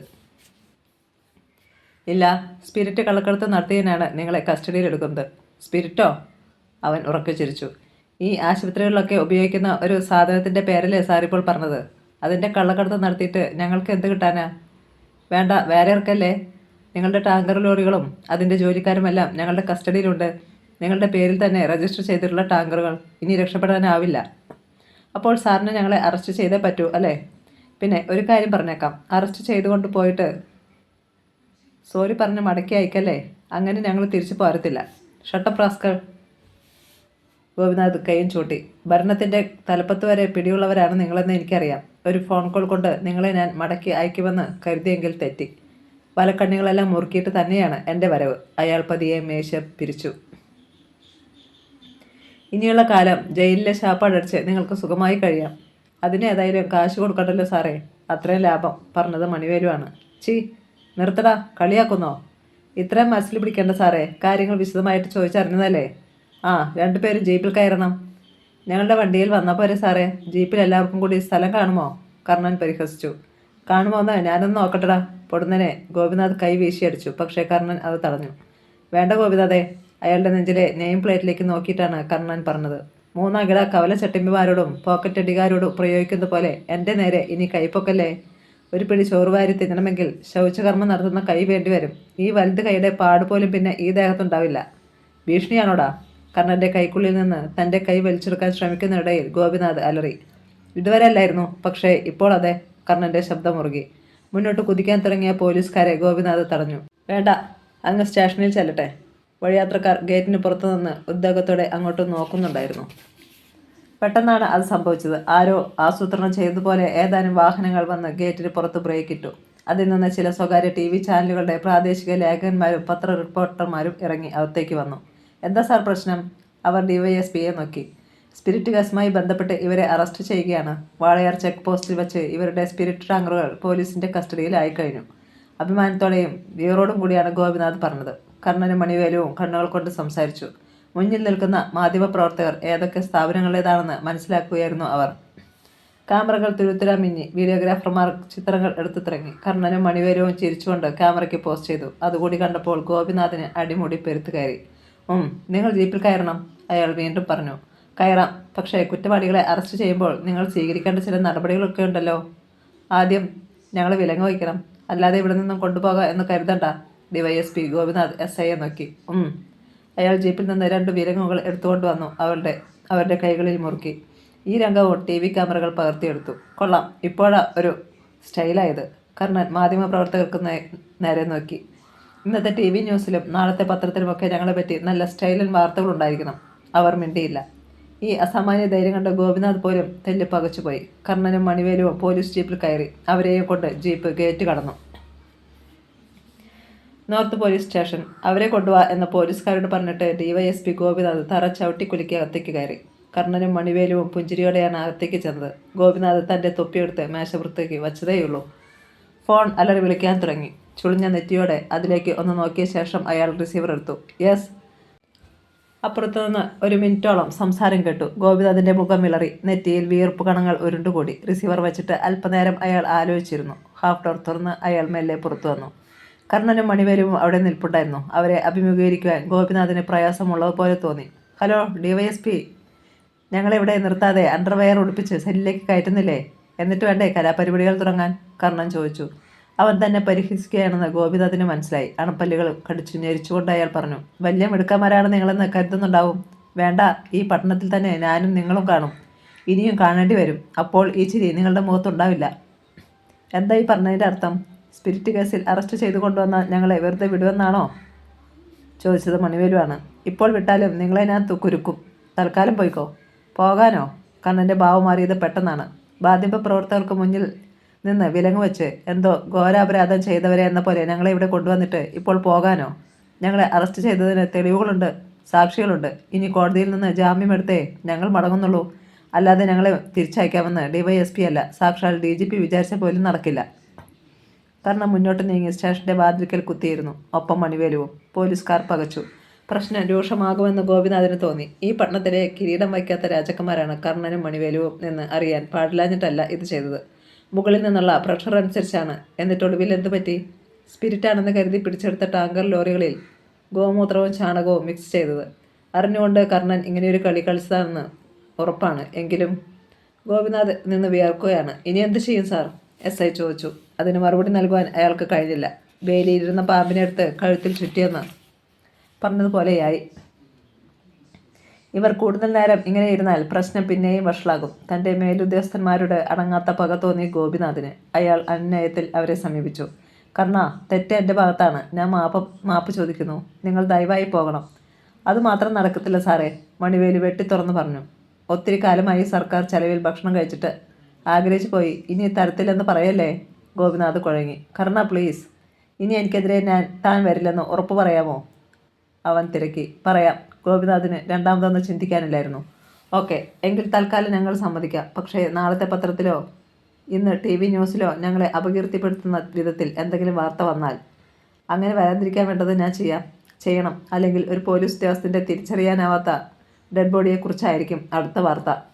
കർണന് മണിവേലു എണീറ്റു. വിലങ്ങുകൾ അഴിച്ചു മാറ്റപ്പെട്ടു. പോലീസ് ജീപ്പിൽ തന്നെ അവരെ തിരികെ റാണി കോംപ്ലക്സിന് മുന്നിൽ കൊണ്ടുവന്നു വിട്ടു. ഗോപിനാഥും ഒപ്പം വന്നിരുന്നു. എന്നാൽ മടങ്ങും വഴി ഗോപിനാഥ് ഒരു തീരുമാനമെടുത്തു. തന്നെ മുൾമുനയിൽ നിർത്തി വിയർപ്പിച്ച കർണനും മണിവേലുവിനും ഇനി മാപ്പില്ല. അവരെ അകത്താക്കാതെ ഇനി തനിക്ക് വിശ്രമമില്ല. രാവിലെ യാത്ര പുറപ്പെടാൻ നേരമായപ്പോൾ ഭയങ്കര സന്തോഷത്തിലായിരുന്നു സുഗന്ധി. ഏറെ നാളുകൾക്ക് ശേഷം ഇന്ന് അമ്മയെ കാണാം. തന്നെ ഒന്ന് കാണാൻ മോഹിച്ചിരിക്കുകയാവും അമ്മയും. സുഗന്ധി നിലക്കണ്ണാടിക്ക് മുന്നിൽ നിന്നു. വീർത്ത വയറിന് മീതെ പതിയെ കൈത്തടവി. ഇത് കാണുമ്പോൾ അമ്മയ്ക്ക് സന്തോഷമാവും. പക്ഷേ തനിക്കിപ്പോഴേ നാണം തോന്നുന്നു. കർണാട്ടൻ പറഞ്ഞതാണ് ഒന്ന് സ്കാൻ ചെയ്ത് മോനാണോ മോളാണോ എന്ന് മനസ്സിലാക്കാമെന്ന്. പക്ഷേ താൻ സമ്മതിച്ചില്ല. ഏതായാലും തനിക്ക് ഒരുപോലെ സന്തോഷം തന്നെയാണ്. ചേർത്ത് പിടിച്ച് കിടന്നുറങ്ങാൻ, അമ്മിഞ്ഞയൂട്ടാൻ, താരാട്ട് പാടാൻ, സ്നേഹിക്കാൻ. ആണായാലും പെണ്ണായാലും എന്താണ്? യാത്ര പോകാൻ വേണ്ടി കഴിഞ്ഞ ദിവസം കർണാട്ടൻ വാങ്ങിത്തന്ന സാരിയാണിത്, പട്ടുസാരി. ഇന്ന് നീരജയുടെ വിവാഹം കഴിഞ്ഞാൽ ഒരു ദിവസം വീട്ടിൽ തങ്ങാൻ സമ്മതിച്ചിരിക്കുകയാണ് കർണാട്ടൻ. പറ്റുമെങ്കിൽ ഇത്തവണ അമ്മയെ കൂടി ഇങ്ങോട്ട് കൂട്ടിക്കൊണ്ടു വരണമെന്നാണ് ചിന്തിക്കുന്നത്. തനിക്ക് അമ്മയുടെ പരിചരണം ആവശ്യമുള്ള സമയമാണല്ലോ ഇത്. അണിഞ്ഞൊരുങ്ങി ആഭരണങ്ങൾ ധരിച്ചപ്പോൾ സൗന്ദര്യം ഇരട്ടിയായതുപോലെ സുഗന്ധിക്ക് തോന്നി. പെട്ടെന്ന് മൊബൈൽ ഫോൺ ശബ്ദിച്ചു. അവൾ അതെടുത്ത് നോക്കി. അതിൽ കർണൻ്റെ നമ്പർ തെളിഞ്ഞിരിക്കുന്നത് കണ്ട് കാതോട് ചേർത്തു. നീ ഒരുങ്ങിക്കഴിഞ്ഞോ? അയാൾ ചോദിച്ചു. കഴിഞ്ഞു, പോന്നോളൂ. ഞാൻ താഴെ വന്ന് നിൽക്കണോ? എങ്കിൽ അത് മതി. അപ്പോൾ കുറെ കൂടി നേരത്തെ അങ്ങ് എത്താമല്ലോ. ഓക്കെ. ഫോൺ വെച്ചിട്ട് അവൾ ജോലിക്കാരിയെ വിളിച്ചു. അമ്മിണിയമ്മേ, ഞാൻ ഇറങ്ങുവാ, വാതിലടച്ചോളൂ. നാളെ രാത്രിക്ക് മുമ്പേ ഇങ്ങ് എത്തില്ലേ കുഞ്ഞെ? മിക്കവാറും. അല്ലെങ്കിൽ വിളിച്ചറിയിക്കാം. അവിടെ ചെന്ന് കഴിഞ്ഞ് ധരിക്കാനുള്ള വസ്ത്രങ്ങളൊക്കെ നേരത്തെ പെട്ടിയിലാക്കി വെച്ചിരുന്നു. ലിഫ്റ്റ് വഴി അവൾ താഴെ എത്തുമ്പോഴേക്കും റോൾസ് റോയ്സ് കാർ വന്നു നിന്നു. കർണൻ അവളെ അടിമുടി നോക്കി. അവൾ ലജ്ജയോടെ തലകുണിച്ചു. മണിവേലു മുന്നിൽ നിന്നിറങ്ങി പിന്നിൽ കയറി. സുഗന്ധി മുന്നിലിരുന്നോളൂ. പെട്ടി പിന്നിൽ വെച്ചിട്ട് കർണനോടൊപ്പം അവളും മുന്നിൽ കയറി. കാർ റോഡിലേക്ക് ഇറങ്ങി. അവരുടെ ആളുകൾ മറ്റൊരു കാറിൽ അവിടെ കാത്തു കിടപ്പുണ്ടായിരുന്നു. വാഹനങ്ങൾ രണ്ടും നീങ്ങി. അപ്പോൾ റോഡിൽ ശരിക്ക് തിരക്കായി തുടങ്ങിയിരുന്നില്ല. മഞ്ഞിനിടയിലൂടെ സൂര്യകിരണങ്ങൾ അല്പാൽപമായി അരിച്ചിറ എത്തുന്നതേ ഉണ്ടായിരുന്നുള്ളൂ. കല്യാണത്തലേന്ന് അങ്ങെത്തണമെന്ന് നേരത്തെ കരുതിയിരുന്നതാണ്. ആകസ്മികമായി ഇവിടെ ഉണ്ടായ പ്രശ്നങ്ങൾ കാരണമാണ് യാത്ര ഒരു ദിവസം മാറ്റിവെച്ചത്. ക്ഷേത്രത്തിൽ കല്യാണത്തിനുള്ള ഒരുക്കങ്ങൾ പൂർത്തിയായി കഴിഞ്ഞിരുന്നു. എന്നിട്ടും കുഞ്ഞു കുഞ്ഞു ധൃതിയിൽ അങ്ങോട്ടും ഇങ്ങോട്ടും നടക്കുകയാണ്. രാജമ്മ നീരജയുടെ അരികിൽ തന്നെയുണ്ടായിരുന്നു. ഒരുപാട് ആഭരണങ്ങളൊന്നുമില്ലെങ്കിലും തീരെ കുറവുമല്ലായിരുന്നു. 40 പവൻ. കർണൻ കൊടുത്ത 2 ലക്ഷം രൂപ കൊണ്ട് തന്നെ മകളെ നല്ല വിധത്തിൽ പറഞ്ഞുവിടാൻ കുഞ്ഞിന് കഴിഞ്ഞിരിക്കുന്നു. കുഞ്ഞു കുഞ്ഞ് മകളും മറ്റും ഇരുന്ന മുറിയിലേക്ക് ചെന്നു. ഇവിടെ എല്ലാം ഒരുങ്ങി കഴിഞ്ഞല്ലോ. ഉവ്വ്. കർണനും മറ്റും വന്നോ? രാജമ്മ തിരക്കി. ഇല്ല, വരുമായിരിക്കും. കാളിയും ഉണ്ടായിരുന്നു അവിടെ. മകളെ ഒരു നോക്കു കാണാൻ മോഹിച്ചിരിക്കുകയാണവർ. വരനും കൂട്ടരും എപ്പോഴേ എത്തിക്കഴിഞ്ഞിരിക്കുന്നു. സ്വീകരണ പരിപാടികൾ കഴിഞ്ഞു. വധുവിനെ മണ്ഡപത്തിലേക്ക് ആനയിക്കേണ്ട സമയമായി. പെട്ടെന്നാണ് ക്ഷേത്രമുറ്റത്ത് 2 കാറുകളും ബ്രേക്കിട്ടത്. എല്ലാവരും അങ്ങോട്ട് തിരിഞ്ഞു. കർണൻ, കർണൻ, ആളുകൾ പറഞ്ഞു. എവിടെ? കാളി ഉദ്വേഗത്തോടെ അവിടേക്ക് നോക്കി. കാറിൽ നിന്ന് പുഞ്ചിരിച്ചുകൊണ്ട് ഇറങ്ങുന്ന മകളെയും മരുമകനെയും മണിവേലുവിനെയും അവർ കണ്ടു. ഒറ്റ നോട്ടത്തിൽ തന്നെ മകൾ ഗർഭിണിയാണെന്ന് അവർ തിരിച്ചറിഞ്ഞു. ആഹ്ലാദം അടക്കാനാവാതെ അവൾക്കരികിലേക്ക് ഓടുകയായിരുന്നു അവർ. മോളെ! അമ്മേ! സുഗന്ധിയും കാളിയും ഒരു ആലിംഗനത്തിൽ അമർന്നു. ചിരിച്ചുകൊണ്ട് കർണനും മണിവേലുവും മുന്നോട്ട് നീങ്ങി. കുഞ്ഞു കുഞ്ഞ് ഓടിവന്ന് അവരുടെ കരം കവർന്നു. വൈകുന്നത് കണ്ടപ്പോൾ ഞാൻ കരുതി നിങ്ങളിനി വരില്ലായിരിക്കുമെന്ന്. വാക്കുകളിൽ പരിഭവം. അങ്ങനെ ഞങ്ങൾ വരാതിരിക്കുമോ ചേട്ടാ? ഒരു നിമിഷം എന്ന് പറഞ്ഞ് അയാൾ തിരിച്ചോടി മകളുമായി മടങ്ങിയെത്തി. കർണന് ദക്ഷിണ കൊടുക്കുമോളെ? ഏയ്, അതിൻ്റെയൊന്നും ആവശ്യമില്ല ചേട്ടാ, അവൻ തടഞ്ഞു. പക്ഷേ കുഞ്ഞു കുഞ്ഞ് സമ്മതിച്ചില്ല. നീരജ കർണൻ്റെ കാൽ തൊട്ട് വന്നിച്ചു. പിന്നീടാണ് മണ്ഡപത്തിലേക്ക് കയറിയത്. വിവാഹം കഴിഞ്ഞു. സദ്യവട്ടങ്ങൾ പൂർത്തിയായി. വരനും വധുവും കൂട്ടരും മടങ്ങി. ഞങ്ങൾ ഇന്നിവിടെ ഉണ്ടാവും. വൈകിട്ട് കാണാം ചേട്ടാ, കുഞ്ഞു കുഞ്ഞോട് പറഞ്ഞിട്ട് കാളിയെയും കുട്ടി അവർ വീട്ടിലേക്ക് പോയി. വണ്ടി നിന്നപ്പോൾ മണിവേലു പറഞ്ഞു. നിങ്ങൾ വീട്ടിലേക്ക് ചെല്ല്, ഞാൻ ഇവിടെയൊക്കെ ഒന്ന് കാണട്ടെ. പഴയ താവളം ഇപ്പോൾ ആരെങ്കിലും ഉപയോഗിക്കുന്നുണ്ടോ എന്നും അറിയാമല്ലോ. ശരി. കാർ ശ്രദ്ധിച്ചു കൊള്ളണമെന്ന് കൂടെ വന്നവരോട് നിർദ്ദേശിച്ച് കർണനും സുഗന്ധിയും കാളിയും കയറ്റം കയറിപ്പോയി. വീടിന് യാതൊരു മാറ്റവും ഉണ്ടായിരുന്നില്ല. പക്ഷേ കാളി എല്ലാം നല്ല വൃത്തിയോടെയാണ് സൂക്ഷിച്ചിരുന്നത്. പഴയ ബെഞ്ചിലിരിക്കുമ്പോൾ കർണന് ഒരുപാട് കാര്യങ്ങൾ ഓർമ്മ വന്നു. വിശേഷങ്ങൾ ചോദിച്ചറിയാനായി കാളി മകളെ അകത്തേക്ക് വിളിച്ചുകൊണ്ടുപോയി. അപ്പോൾ തങ്ങളുടെ അംഗരക്ഷരിയിൽ ഒരാളോടൊപ്പം മണിവേലു പഴയ താവളത്തിലേക്ക് വനത്തിലൂടെ ഇറങ്ങിപ്പോകുകയായിരുന്നു. അവിടെ ആളുകളുടെ പോക്കുവരവുണ്ടെന്ന് ഒറ്റ നോട്ടത്തിൽ തന്നെ അയാൾക്ക് മനസ്സിലായി. തൻ്റെ അഭാവത്തിൽ മറ്റാരെങ്കിലും അവിടെ വാറ്റിത്തിറങ്ങിയോ എന്നാണ് മണിവേലു ചിന്തിച്ചത്. എന്നാൽ പഴയ താവളത്തിന് തെല്ലകലെ വെച്ച് തന്നെ അയാൾ അത് കണ്ടു നിന്നു. പഴയ ഷെഡിന് പകരം അവിടെ ആസ്പെറ്റോസ് ഷീറ്റ് കൊണ്ട് കൂറ്റൻ ഒരു ഷെഡ് ഉയർത്തിയിരിക്കുന്നു. മാത്രമല്ല യൂണിഫോം ധരിച്ച ഒരുപാട് ജോലിക്കാർ. ഒന്നും മനസ്സിലാകാതെ മണിവേലുവും അംഗരക്ഷകനും മുഖാമുഖം നോക്കി. വനത്തിലെ അന്തരീക്ഷത്തിൽ ഒരു പ്രത്യേകതരം ഗന്ധം തങ്ങി നിൽപ്പുണ്ടായിരുന്നു. മയക്കുമരുന്നിൻ്റെ ഗന്ധം. മുതലാളി, ഇപ്പോൾ നമ്മൾ അങ്ങോട്ട് പോകുന്നത് ശരിയാണോ? അവർ എണ്ണത്തിൽ വളരെയേറെ ഉണ്ട്. ആയുധങ്ങളും ഉണ്ടാവും. അംഗരക്ഷകൻ സംശയം പ്രകടിപ്പിച്ചു. മണിവേലു ചിരിച്ചു. ഇവന്മാരെ നേരിടണമെങ്കിൽ അതിന് ആയുധം എന്തിനാടാ? നീ വാ. അവർ കരുതലോടെ നീങ്ങി. ഷെഡിനെ തൊട്ടരികിലെത്തിയപ്പോൾ പെട്ടെന്ന് പിന്നിൽ ഒരു ഗർജനം. നിൽക്കവിടെ! ആരാണ് നിങ്ങൾ? അവർ തിരിഞ്ഞു നോക്കി. മണിവേലു അപ്പോഴും ചിരിച്ചു. ഇത് ഞാൻ നിങ്ങളോട് ചോദിക്കേണ്ട ചോദ്യമാണ്. കാരണം എൻ്റെ താവളത്തിൽ അതിക്രമിച്ച് കയറിവെന്ന് നിങ്ങൾ ഈ സെറ്റപ്പുകളൊക്കെ ഉണ്ടാക്കിയിരിക്കുന്നത്. അയാളുടെ നെറ്റി ചുളിഞ്ഞു. അപ്പോഴേക്കും ഷെഡിൽ നിന്ന് കുറേ പേർ കൂടി ഓടി വന്നു. ക്ഷണത്തിൽ അവർക്ക് ചുറ്റും ഒരു വലയം തീർത്തു. ഇവിടെ അതിക്രമിച്ച് കടന്നതിലൂടെ നിങ്ങൾ മരണത്തെ സ്വയം സ്വീകരിച്ചിരിക്കുകയാണ്.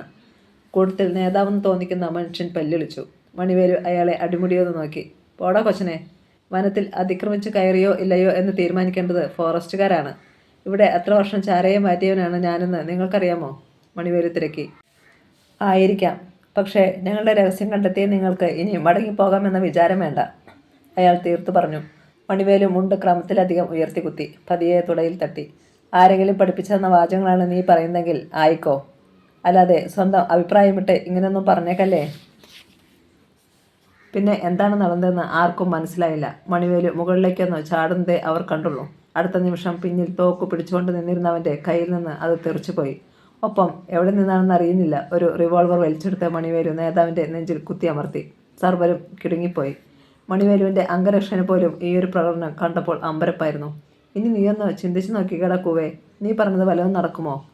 നേതാവിനോടായിരുന്നു മണിവേലുവിൻ്റെ ചോദ്യം. മറ്റുള്ളവർ മുന്നോട്ടെടുക്കാൻ ഭാവിക്കുന്നത് കണ്ട് അയാൾ തടഞ്ഞു.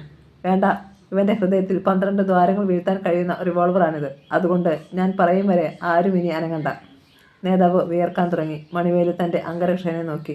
നീ പോയി ഷെഡിനുള്ളിൽ എന്തൊക്കെയാണെന്ന് നോക്കിയേച്ചു വാടാ. ആ വാക്കുകളുടെ അർത്ഥം മനസ്സിലാക്കിയ അംഗരക്ഷകൻ കരുതലോടെ മുന്നോട്ട് നീങ്ങി. അവിടെ ഒരു ഇര വീണാൽ പോലും കേൾക്കാവുന്ന നിശബ്ദത പരന്നു. എന്ത് വേണമെന്നറിയാതെ പതറി നിൽക്കുകയാണ് യൂണിഫോം അറിഞ്ഞവർ. മണിവേലുവിൻ്റെ അംഗരക്ഷകൻ അകത്തേക്ക് പോയി 5 മിനിറ്റുകൾക്കുള്ളിൽ മടങ്ങി വന്നു. ഇവിടെ കഞ്ചാവിൻ്റെ ഓയിലുണ്ടാക്കുന്ന പണിയാ മുതലാളി. അത് ശരി. മണിവേലു നേതാവിനെ നോക്കി. ആർക്കു വേണ്ടിയാടാ നീയൊക്കെ ഇപ്പണി ചെയ്യുന്നത്? അയാൾ മിണ്ടിയില്ല. ഞാൻ ഒരു വട്ടം കൂടിയേ ചോദിക്കൂ. ഉത്തരം തരുന്നില്ലെങ്കിൽ ആദ്യത്തെ ബുള്ളറ്റ് നിന്റെ നെഞ്ചു തുളയ്ക്കും. റിവോൾവർ ഒന്നുകൂടി അമർത്തിക്കൊണ്ടാണ് അയാൾ പറഞ്ഞത്. നേതാവിൻ്റെ മുഖത്ത് ഭീതി പരന്നു. പറയുന്നത് പോലെ പ്രവർത്തിക്കുന്നവനാണ് മണിവേലുവെന്ന് ആ കണ്ണുകളിൽ നിന്ന് അയാൾ വായിച്ചറിഞ്ഞു. പറയാം ഞാൻ. നല്ലത്. എനിക്ക് സമയം കുറവാണ്. കരുണാദാസ് സാറിൻ്റെ തൊഴിലാളികളാണ് ഞങ്ങൾ. അയാൾ സമ്മതിച്ചു. അത് ഞാൻ ഊഹിച്ചു. അപ്പോഴിനി ഞങ്ങൾ മടങ്ങുകയാണ്. അയാൾ തിരിഞ്ഞു. പക്ഷേ റോഡിൽ വരെ ഒരു സംരക്ഷണത്തിനായി നീയും ഒപ്പം വേണം. അല്ലെങ്കിൽ നിന്റെ ഈ കൂട്ടുകാർ എനിക്ക് എന്തെങ്കിലുമൊക്കെ ജോലി ഉണ്ടാക്കി വെച്ചേക്കും. റിവോൾവറിൻ്റെ തുമ്പിൽ അയാളെ നടത്തിക്കൊണ്ട് അവർ റോഡിനടുത്തെത്തി. ഇനി നിനക്ക് പോകാം. തീപ്പാറുന്ന കണ്ണുകൾ കൊണ്ട് അവരെ ഒന്ന് നോക്കിയിട്ട് കാട്ടുചെടികൾക്കിടയിലൂടെ അയാൾ താഴേക്ക് പോയി. റോഡിൽ കയറിയിട്ട് മണിവേലു തൻ്റെ അംഗരക്ഷകനെ നോക്കി. ആ ഷെഡിനുള്ളിൽ നീ എന്ത് ചെയ്തു? ഒരു ടൈം ബോംബ് വച്ചു. 15 മിനിറ്റ് നേരത്തേക്ക് സമയം അഡ്ജസ്റ്റ് ചെയ്തു വച്ചിട്ടുണ്ട്. മണ്ണെണ്ണ നിറച്ച് കുറേ കന്നാസുകൾ അവിടെയുണ്ട്. തീ പിടിക്കാൻ അത് മാത്രം മതി. നല്ലത്. അവർ ഏതാനും വാരം മുന്നോട്ട് നടന്നതേയുള്ളൂ. താഴെ വനത്തിൽ ഒരു സ്ഫോടനം കേട്ടു. റോഡിൻ്റെ വക്കിൽ നിന്ന് അവർ താഴേക്ക് നോക്കി. നിമിഷങ്ങൾ കഴിഞ്ഞപ്പോൾ മരത്തലപ്പോളം തീ ഉയർന്നു കണ്ടു. പിന്നെയും പിന്നെയും അവിടെ നിന്ന് സ്ഫോടനങ്ങൾ ഉയർന്നു. ആസ്പെറ്റോ സ്ട്രീറ്റുകൾ അന്തരീക്ഷത്തിൽ ഇളകിപ്പറന്നു. ഒപ്പം തീയുടെ തുണ്ടുകളും. വല്ലാത്തൊരു കാഴ്ചയായിരുന്നു അത്. ആ താവളത്തിൽ സ്ഫോടന വസ്തുക്കളും സൂക്ഷിച്ചിരുന്നുവെന്ന് അവർക്ക് തോന്നി. അല്ലെങ്കിൽ ഇത്രമാത്രം സ്ഫോടനങ്ങൾ ഉണ്ടാവില്ലല്ലോ. മണിവേലുവിൻ്റെ ചുണ്ടിൽ ഒരു ചിരിയുണ്ടായി. ആ ഭാഗത്തെങ്ങും വീടുകളില്ലാതിരുന്നതിനാൽ ആരും അങ്ങോട്ട് ഓടി വന്നുമില്ല. താഴെ കവലയിലുണ്ടായിരുന്ന ചിലരൊക്കെ ഈ ശബ്ദങ്ങൾ കേട്ടെങ്കിലും എന്താണെന്ന് ആർക്കും പിടികിട്ടിയില്ല.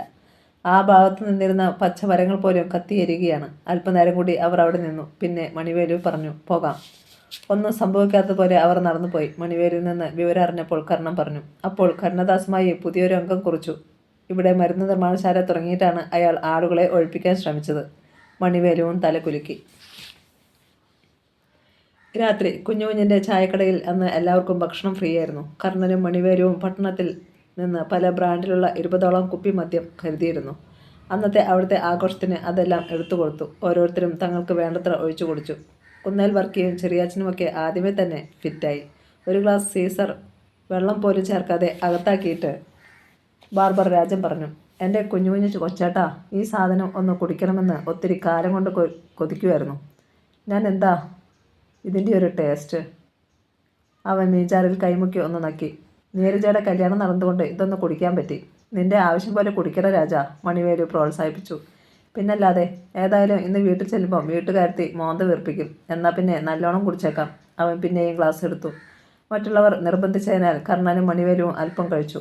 കുഞ്ഞു രണ്ടാമത്തെ ഗ്ലാസ് ഉയർത്തിയപ്പോൾ രാജമ്മ പറഞ്ഞു, ഒത്തിരി കുടിക്കല്ലേ, രാത്രിയിൽ കിടന്ന് ചുമയ്ക്കാൻ തുടങ്ങും.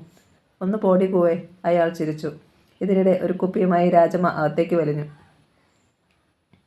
ഇവിടെ വെച്ച് കുടിച്ചാലും കുഴപ്പമില്ല ചേട്ടത്തി. ഇന്നത്തെ ദിവസമായതുകൊണ്ട് ചേട്ടനൊന്നും പറയില്ല, രാജൻ വിളിച്ചു പറഞ്ഞു. രാജമ്മ ഒന്ന് ചിരിച്ചു. അകത്ത് ചെന്ന് വേഗത്തിൽ 2 പെഗ് അവർ അകത്താക്കി. വാറ്റുണ്ടായിരുന്ന കാലത്ത് കുടിച്ചു തുടങ്ങിയതാണ്. ഇന്ന് കുഞ്ഞുകുഞ്ഞിനെ അവൾ ഉറക്കത്തില്ല. കുന്നേൽ വർക്കി ശബ്ദം താഴ്ത്തി പറഞ്ഞു. അത് കേട്ടവരെല്ലാം പൊട്ടിച്ചിരിച്ചു. 10 മിനിറ്റോളം കഴിഞ്ഞ് അകത്തു നിന്നിറങ്ങി വന്ന രാജമ്മയുടെ കണ്ണുകളിൽ ലഹരി ബാധിച്ചിരുന്നു. വന്നപാടെ ലുങ്കി മുകളിലേക്ക് ചെരിച്ചു കയറ്റി. അവൾ മേശപ്പുറത്ത് കയറിയിരുന്നു. കൊഴുത്തുരുണ്ട അവളുടെ കണങ്കാലുകൾ നഗ്നമായി കുഞ്ഞു അങ്ങോട്ട് നോക്കി. എടിയേ, നീ ആ മുണ്ടങ്ങ് താത്തിയിട്. ഇതൊക്കെ കണ്ടിട്ട് എനിക്ക് ഏതാണ്ട് തോന്നുന്നു.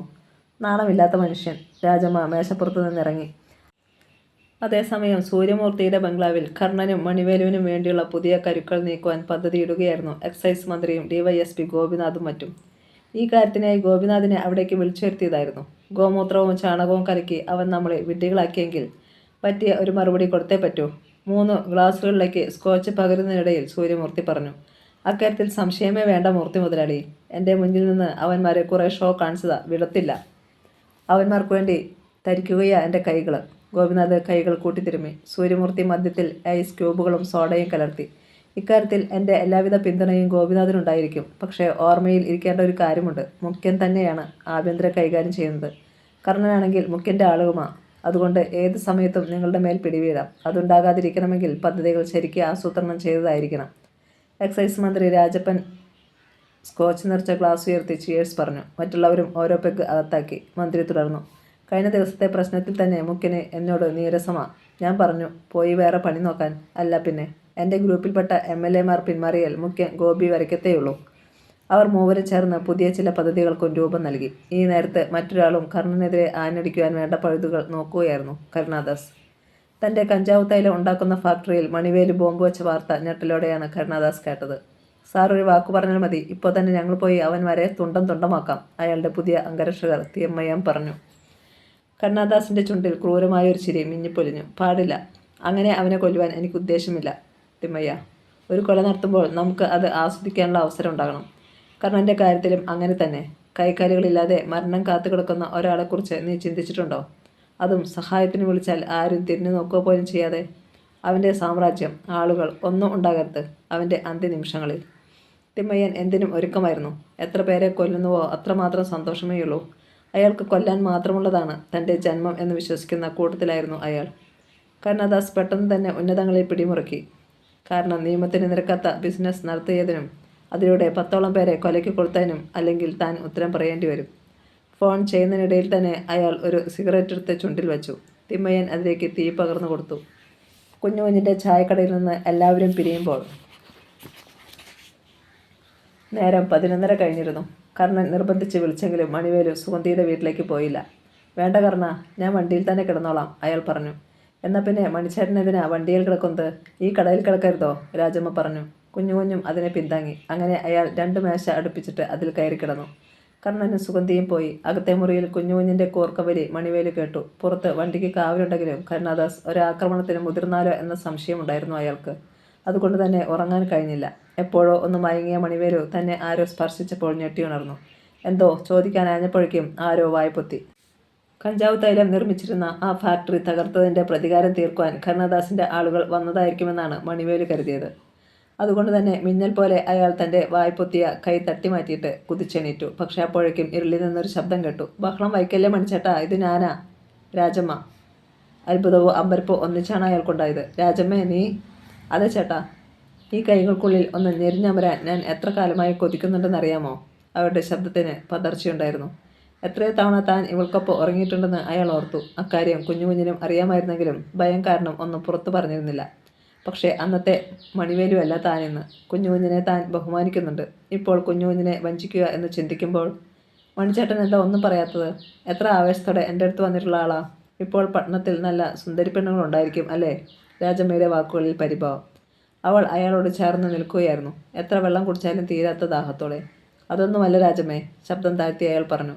നിന്നോടുള്ള എൻ്റെ ആവേശത്തിന് ഇപ്പോഴും ഒട്ടും കുറവുണ്ടായിട്ടില്ല. പക്ഷേ ഏതോ ഒരു കുറ്റബോധം, എന്തോ ഒരു കുറ്റബോധം. ഇത് ഞാൻ പഴയ മണിവേലുവല്ലെന്ന് നീ ഓർക്കണം. ഒക്കെ നേരാ, അയാളുടെ മാർത്തേക്ക് തൻ്റെ നെഞ്ചിടം അമർത്തിക്കൊണ്ട് അവർ അറിയിച്ചു. എന്നാലും എൻ്റെ ഒരാഗ്രഹമാ, ഈ ഒരു രാത്രി മണിച്ചേട്ടൻ എനിക്ക് തരണം. അല്ലാതെ എനിക്ക് ഉറങ്ങാൻ പറ്റില്ല. ഇനിയൊരിക്കലും ഇങ്ങനെ ഒരു കാര്യത്തിനായി ഞാൻ ചേട്ടൻ്റെ അടുത്തേക്ക് വരില്ല. അല്പം മദ്യപിച്ചതോടെ അവരിൽ അടങ്ങിക്കിടന്നിരുന്ന ആസക്തി എണീറ്റതാണെന്ന് മണിവേലുവിന് ഉറപ്പുണ്ടായിരുന്നു. എന്തൊന്നും മിണ്ടാത്തത്? രാജമ്മ അയാളെ ഇറുകെ പുണർന്നു. പിന്നെ അയാൾക്കും പിടിച്ചു നിൽക്കാനായില്ല. അപ്പോഴും സുഗന്ധിയുടെ വീട്ടിൽ ആരും ഉറങ്ങിയിരുന്നില്ല. കാളി തയ്യാറാക്കിയ ചോറിൻ്റെ കൂടെ ഉണക്കമീൻ പൊടിച്ചു ചേർത്ത അരച്ച ചമ്മന്തിയും പയർ മെഴുക്ക് പുരട്ടിയും കൂടിയായപ്പോൾ വല്ലാത്ത സുഖം തോന്നി കർണന്. 5 സ്റ്റാർ ഹോട്ടലുകളിലെ ഭക്ഷണത്തിന് പോലും ഇതിൻ്റെ 4/1 രുചിയില്ലെന്ന് അവന് തോന്നി. വയറ് നിറച്ച് ഉണ്ടതിന് ശേഷം എല്ലാവരും വന്ന് കാറ്റേറ്റ് തിണ്ണയിലിരുന്നു. അപ്പോഴാണ് അമ്മയെ പട്ടണത്തിലേക്ക് കൊണ്ടുപോകുന്ന കാര്യം സുഗന്ധി പറഞ്ഞത്. ആദ്യമൊന്നും കാളി സമ്മതിച്ചില്ല. എന്നാൽ കർണനും കൂടി നിർബന്ധിച്ചപ്പോൾ, മകളുടെ പ്രസവ സമയത്ത് അമ്മ ഒപ്പം ഉണ്ടായിരിക്കണമെന്ന് പറഞ്ഞപ്പോൾ അവസാനം സമ്മതം മൂളി. അർദ്ധരാത്രി കഴിയുമ്പോളം നാട്ടുകാര്യങ്ങളും വീട്ടുകാര്യങ്ങളും പറഞ്ഞ് അവർ അവിടെ തന്നെ ഇരുന്നു. അന്തരീക്ഷത്തിൽ മഞ്ഞുപുക പോലെ വ്യാപിച്ചിരുന്നു. ഇനി നമുക്കുറങ്ങാം, രാവിലെ പുറപ്പെടേണ്ടതല്ലേ? സുഗന്ധി പറഞ്ഞപ്പോൾ എല്ലാവരും എണീറ്റു. ഒരു പഴയ കട്ടിലുണ്ടായിരുന്നതിൽ പായും ബെഡ്ഷീറ്റും വിരിച്ചിട്ടിരിക്കുകയായിരുന്നു കാളി. അതിൽ കർണനും തറയിൽ വിരിച്ച താഴ്പായിൽ സുഗന്ധിയും കാളിയും കിടന്നു. അടുത്ത ദിവസങ്ങളിലെന്നോ ചാണകം മെഴുകിയ തറയാണെന്ന് കർണന് തോന്നി. ഉണക്ക ചാണകത്തിൻ്റെ ഒരു ഗന്ധം. പക്ഷേ അയാൾക്ക് അത് അരോചകമായി തോന്നിയില്ല. പിറ്റേന്ന് അതിരാവിലെ തന്നെ കർണനും സുഗന്ധിയും കൂടി ഓലിയിൽ പോയി കുളിച്ചു. ഐസിൻ്റെ തണുപ്പുള്ള വെള്ളം. അവർ പരസ്പരം വെള്ളം കോരിച്ചെപ്പി. 2 കൊച്ചു കുട്ടികളെപ്പോലെ. പട്ടണത്തിലെ കോൺക്രീറ്റ് വനങ്ങളിൽ ഇത്തരം ഒരാനന്ദം കിട്ടുമോ? രാവിലെ മണിവേലുവിനെ വിളിച്ചുണർത്തിയത് രാജമ്മ തന്നെയായിരുന്നു. അയാൾ അവരുടെ മുഖത്തേക്ക് നോക്കി. സംതൃപ്തിയും ലജ്ജയും ഇടകലർന്ന ഒരു ഭാവം. രാത്രിയിൽ ശരിക്കുറങ്ങിയോ മണിയെ? അങ്ങോട്ട് വന്ന കുഞ്ഞുവിനെ തിരക്കി. സുഖമായിട്ട് പറയുന്നതിനിടയിൽ അയാൾ രാജമ്മയൊന്ന് നോക്കി. അവർ തല കുനിച്ചു കളഞ്ഞു. പിന്നെ വേഗത്തിൽ പ്രഭാതകൃത്യങ്ങൾ പൂർത്തിയാക്കി യാത്രയ്ക്കൊരുങ്ങി. രാജമ്മ ചൂട് പുട്ടും കടലക്കറിയും കൊണ്ടുവന്നു വച്ചു. രുചിയോടെ അയാൾ അത് കഴിച്ചു. ഇനി ഞാൻ സുഗന്ധിയുടെ വീട്ടിലേക്കൊന്ന് ചെല്ലട്ടെ എന്ന് പറഞ്ഞ് അയാൾ ഇറങ്ങി. മുകളിലെത്തുമ്പോൾ അവിടെയും യാത്രയ്ക്കുള്ള ഒരുക്കങ്ങൾ പൂർത്തിയായിരുന്നു. ഒരു പെട്ടി സുഗന്ധിയുടെ കയ്യിലിരിക്കുന്നു. കാളി വീട് പൂട്ടി താക്കോലെടുത്തിട്ട് ശങ്കരനെ അടക്കിയ ഭാഗത്ത് ചെന്ന് തെല്ലുനേരം നിന്നു. ആ ചുണ്ടുകൾ എന്തൊക്കെയോ പിറുപിറുക്കുന്നതും അവർ കണ്ണു തുറയ്ക്കുന്നതും മറ്റുള്ളവർ കണ്ടു. പോകാം. അവർ റോഡിലെത്തിയപ്പോഴേക്കും മിക്കവാറും കടക്കാരൊക്കെ എത്തിക്കഴിഞ്ഞിരുന്നു. എല്ലാവരും അവർക്ക് ചുറ്റും കൂടി. കാളി വീടിൻ്റെ താക്കോൽ രാജമ്മയെ ഏൽപ്പിച്ചു. സമയമുള്ളപ്പോൾ അങ്ങോട്ടൊക്കെ ഒന്ന് പോകണം. സുഗന്ധിയുടെ അച്ഛനെ അടക്കിയ ഭാഗം കാട് കയറാതെ നോക്കണം. ഇനി ഞാൻ ഇങ്ങോട്ട് വരുമോന്നൊന്നും ഞാൻ പറയാൻ പറ്റുകയല്ല. വന്നില്ലെങ്കിൽ എല്ലാം നിങ്ങളെടുത്തോ. വിളവായ കുറേ ചേനയും ചേമ്പും ഒക്കെയുണ്ട്. ഒന്നും കളയാതെ എടുത്തോളണം.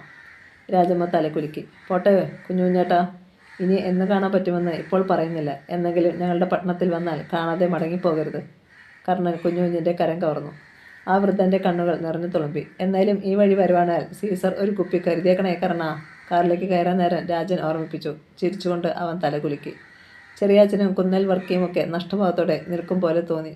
അവർ കൈ ഉയർത്തി വീശി. വാഹനങ്ങൾ നീങ്ങി. അമ്മ ഒന്ന് തേങ്ങിയത് സുഗന്ധി അറിഞ്ഞു. ഇറക്കം ഇറങ്ങി പോരുമ്പോൾ 2 പോലീസ് ജീപ്പുകൾ എതിരെ പാഞ്ഞുപോയി. കർണനും മണിവേലുവും മുഖാമുഖം നോക്കി. തലേന്ന് സ്ഫോടനമുണ്ടായ ഭാഗത്തേക്കായിരിക്കും ആ യാത്രയെന്ന് അവർക്ക് ഉറപ്പായിരുന്നു. രാത്രിയും പകലുകളും മാറി മാറി വന്നു. പട്ടണത്തിൻ്റെ ഭാഗമാകുകയായിരുന്നു കാളിയും. സുഗന്ധി പൂർണ്ണ ഗർഭിണിയാണ്. എപ്പോഴും കാളിയുടെ ശ്രദ്ധ അവളിലുണ്ടായിരുന്നു. ദിവസവും വൈകിട്ട് കർണൻ ഫ്ലാറ്റിൽ വരും. രാവിലെ ഓഫീസിൽ പോകാൻ നേരമാകുമ്പോഴേ മടങ്ങും. തൻ്റെ ജീവനേക്കാളുപരി അയാൾ അവളെ സ്നേഹിച്ചു. അങ്ങനെയിരിക്കെ ഒരു ദിവസം പാർക്കിൽ ഒന്ന് പോയി കാറ്റേറ്റിരിക്കണമെന്ന് സുഗന്ധിക്കൊരു മോഹം. രാവിലെ കർണൻ ഓഫീസിലേക്ക് പുറപ്പെടാൻ നേരത്ത് അവൾ അത് പറയുകയും ചെയ്തു. മോളെ, ഇന്നെനിക്ക് ഒത്തിരി ജോലിയുണ്ടല്ലോ. ഒരു കാര്യം ചെയ്യ്, ഡ്രൈവറെ വണ്ടി കൊടുത്ത് പറഞ്ഞു വിടാൻ ഞാൻ. നീയും അമ്മയും കൂടി ഇന്ന് പോ. അവളെ ചേർത്ത് പിടിച്ചുകൊണ്ടാണ് അവൻ പറഞ്ഞത്. സുഗന്ധിയുടെ മുഖം തെല്ലുവാടി. എങ്കിലും പറഞ്ഞു. കർണാടന് തിരക്കില്ലാത്ത ഒരു ദിവസം നമുക്ക് പോകാം. അത് പാടില്ല. ഈ സമയത്ത് ഒരാഗ്രഹം തോന്നിയാൽ അപ്പോൾ തന്നെ സാധിക്കണമെന്നാ. അവൻ അവളുടെ കവിളിലൊന്നുള്ളി. അതുകൊണ്ട് ഇനിയൊരു സമയത്തേക്ക് ഇത് മാറ്റിവെക്കാൻ പറ്റില്ല. ഇന്ന് തന്നെ പോയിക്കോ. പിന്നെ അവൾ എതിർത്തില്ല. 3:30 കഴിഞ്ഞപ്പോൾ അവൾക്ക് കർണൻ്റെ ഫോൺ കോൾ വന്നു. വണ്ടി അയച്ചിട്ടുണ്ട്. സെൽഫോൺ കൂടി എടുത്തുകൊണ്ടേ പോകാവൂ. ശരി കർണേട്ടാ. 10 മിനിറ്റിനുള്ളിൽ വണ്ടി താഴെ എത്തി. അവർ ചെന്ന് അതിൽ കയറി. ഡ്രൈവർ ഒന്നും ചോദിച്ചില്ല. കാർ വിട്ടു. കാളി പുറത്തേക്ക് നോക്കിയിരുന്നു. തൻ്റെ മകൾക്ക് ഇങ്ങനെയൊരു ഭാഗ്യമുണ്ടാകുമെന്ന് സ്വപ്നത്തിലെങ്കിലും കരുതിയിരുന്നതാണോ? കാർ പാർക്കിലെത്തി. പാർക്കിംഗ് ഏരിയയിൽ ഒതുക്കിയിട്ടിട്ട് ഡ്രൈവർ ഇറങ്ങി. ഡോർ തുറന്നു. അന്നുവരെ അവൾ കണ്ടിട്ടില്ലാത്ത ഒരു ഡ്രൈവറായിരുന്നു അത്. താൻ പുതിയ ആളാണോ? സുഗന്ധി തിരക്കി. യെസ് മാഡം, ഇന്ന് രാവിലെയാണ് എന്നെ നിയമിച്ചത്, അയാൾ വിനയത്തോടെ പറഞ്ഞു. അയാളുടെ ആ വിനയം അവൾക്ക് ഇഷ്ടമായി. ഇനി സന്ധ്യക്കല്ലേ മടക്കയാത്രയുള്ളൂ? അയാൾ തിരക്കി. അങ്ങനെയാണ് കരുതുന്നത്. എന്നാലും താൻ ഇവിടെ തന്നെ ഉണ്ടാവണം. Yes madam. അവർ പാർക്കിലേക്ക് നടന്നു. അവിടെ ആളുകൾ വന്നു തുടങ്ങുന്നതേയുള്ളായിരുന്നു. പാർക്കിനപ്പുറം കായലാണ്. കാറ്റേൽക്കത്തക്ക വിധത്തിൽ കായലിന് അഭിമുഖമായുള്ള സിമന്റ് ബെഞ്ചിൽ അവർ ഇരുന്നു. കായലിലൂടെ സഞ്ചാരികളുടെ ബോട്ടുകൾ പോകുന്നുണ്ടായിരുന്നു. അവൾ സെൽഫോണിലൂടെ കർണനെ വിളിച്ചു. തങ്ങൾ എത്തിയ കാര്യം അറിയിച്ചു. സമയം കടന്നുപോയി. പാർക്കിൽ തിരക്കേറി. അമ്മയും മകളും പല കാര്യങ്ങളും സംസാരിച്ചു കൊണ്ടിരുന്ന് ആ സായാഹ്നം ആസ്വദിച്ചു. പടിഞ്ഞാറ് സൂര്യൻ ഒരു കനൽക്കട്ടയായി മറയാൻ ഭാവിച്ചപ്പോൾ കാളി പറഞ്ഞു. ഇനി പോകാം മോളെ. ശരിയമ്മേ. തങ്ങൾ മടങ്ങുകയാണെന്ന് അവൾ കർണനെ അറിയിച്ചു. രാത്രി 8 മണി. കർണൻ ഫ്ലാറ്റിലെത്തി. ബെല്ലടിച്ചപ്പോൾ അമ്മിണിയമ്മയാണ് വാതിൽ തുറന്നത്. സുഗന്ധി എവിടെ? അകത്തേക്ക് കയറുന്നതിനിടയിൽ അവൻ തിരക്കി. ഇതുവരെ വന്നില്ലല്ലോ, അവർ പറഞ്ഞു. കർണനിൽ ഒരു ഞെട്ടലുണ്ടായി. അവൻ അവളുടെ സെൽഫോണിൽ വിളിച്ചു. ബെല്ലടിച്ചതല്ലാതെ ആരും ഫോൺ അറ്റൻഡ് ചെയ്തില്ല. കർണൻ്റെ മനസ്സിൽ സംശയത്തിൻ്റെ വിത്ത് വീണു. അവൻ കമ്പനിയിലേക്ക് വിളിച്ചു. കാർ അവിടെയും എത്തിയിട്ടില്ല. അവൻ പകച്ചു. രാത്രി വളരുകയാണ്. സുഗന്ധിയും കാളിയും മടങ്ങി വന്നില്ല. രാത്രി 10 മണി. സുഗന്ധിയും കാളിയും ഇനിയും മടങ്ങി വന്നിട്ടില്ല. കർണൻ മണിവേലുവിനെ വിളിച്ചു വിവരം പറഞ്ഞു. പോലീസിൽ വിവരം അറിയിച്ചു. കർണൻ്റെ ആളുകളും അന്വേഷണത്തിനിറങ്ങി. നഗരപ്രാന്തത്തിൽ ഉപേക്ഷിക്കപ്പെട്ട നിലയിൽ കാർ കണ്ടെത്തി. പക്ഷേ അതിനുള്ളിൽ ആരുമില്ലായിരുന്നു. ദുരൂഹത വർദ്ധിക്കുകയാണ്. കർണൻ്റെ സ്ഥിരം ഡ്രൈവർ തന്നെയായിരുന്നു അവരെ കൊണ്ടുപോയതും. അപ്പോൾ പിന്നെ ആ ഭാഗത്ത് സംശയിക്കേണ്ട കാര്യമേ ഇല്ല താനും. കർണൻ്റെ തലച്ചോറ് പുകഞ്ഞു. അവരുടെ അന്തർധാനത്തിനു പിന്നിൽ സൂര്യമൂർത്തിയോ കരുണാദാസോ ഉണ്ടെന്നുള്ള കാര്യത്തിൽ തർക്കമേയില്ല. അവരിൽ ആരാണ് എന്നറിഞ്ഞാലുടനെ പുറപ്പെടുവാൻ തൻ്റെ ആളുകളെ അയാൾ സജ്ജമാക്കി.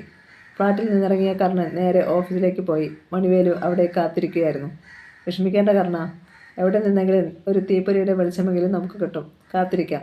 സുഗന്ധിയും മറ്റും എവിടെയെന്നറിയാതെ നമ്മൾ ചാടി പുറപ്പെട്ടിട്ട് കാര്യമില്ലല്ലോ. കർണൻ അമർത്തിയൊന്ന് മൂളി.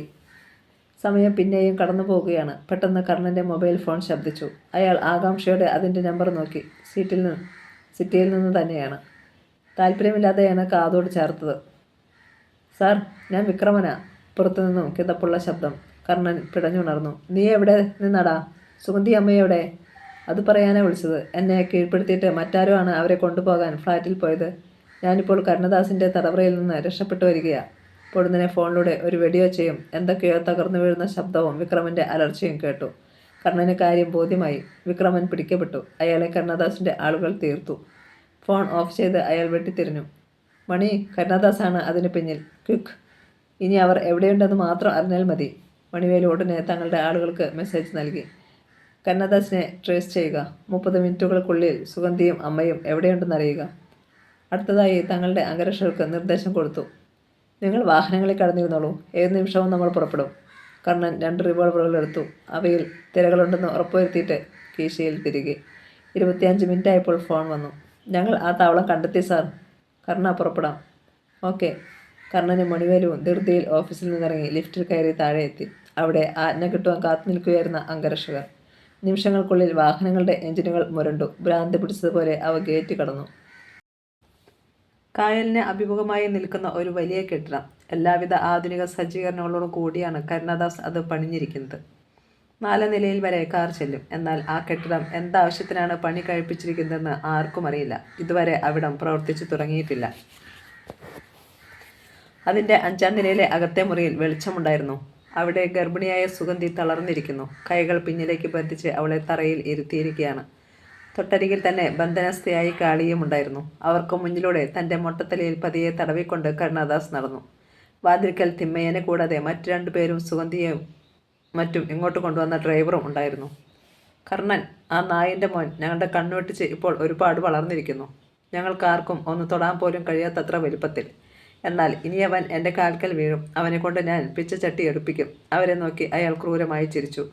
നിങ്ങൾക്ക് എന്താ വേണ്ടത്? ഒരു ഗർഭിണി പെണ്ണിനോട് ഇങ്ങനെയൊക്കെ ചെയ്യുന്നത് നല്ലതല്ല കേട്ടോ, കാളി പറഞ്ഞു. മിണ്ടി പോകരുത് തള്ളേ. ഇവിടെ നിന്നും വലിച്ച് താഴേക്കൊരു ഏറ് കൊടുത്താൽ കോഴി മുട്ട പോലെ നിങ്ങൾ ചിതറിപ്പോകും.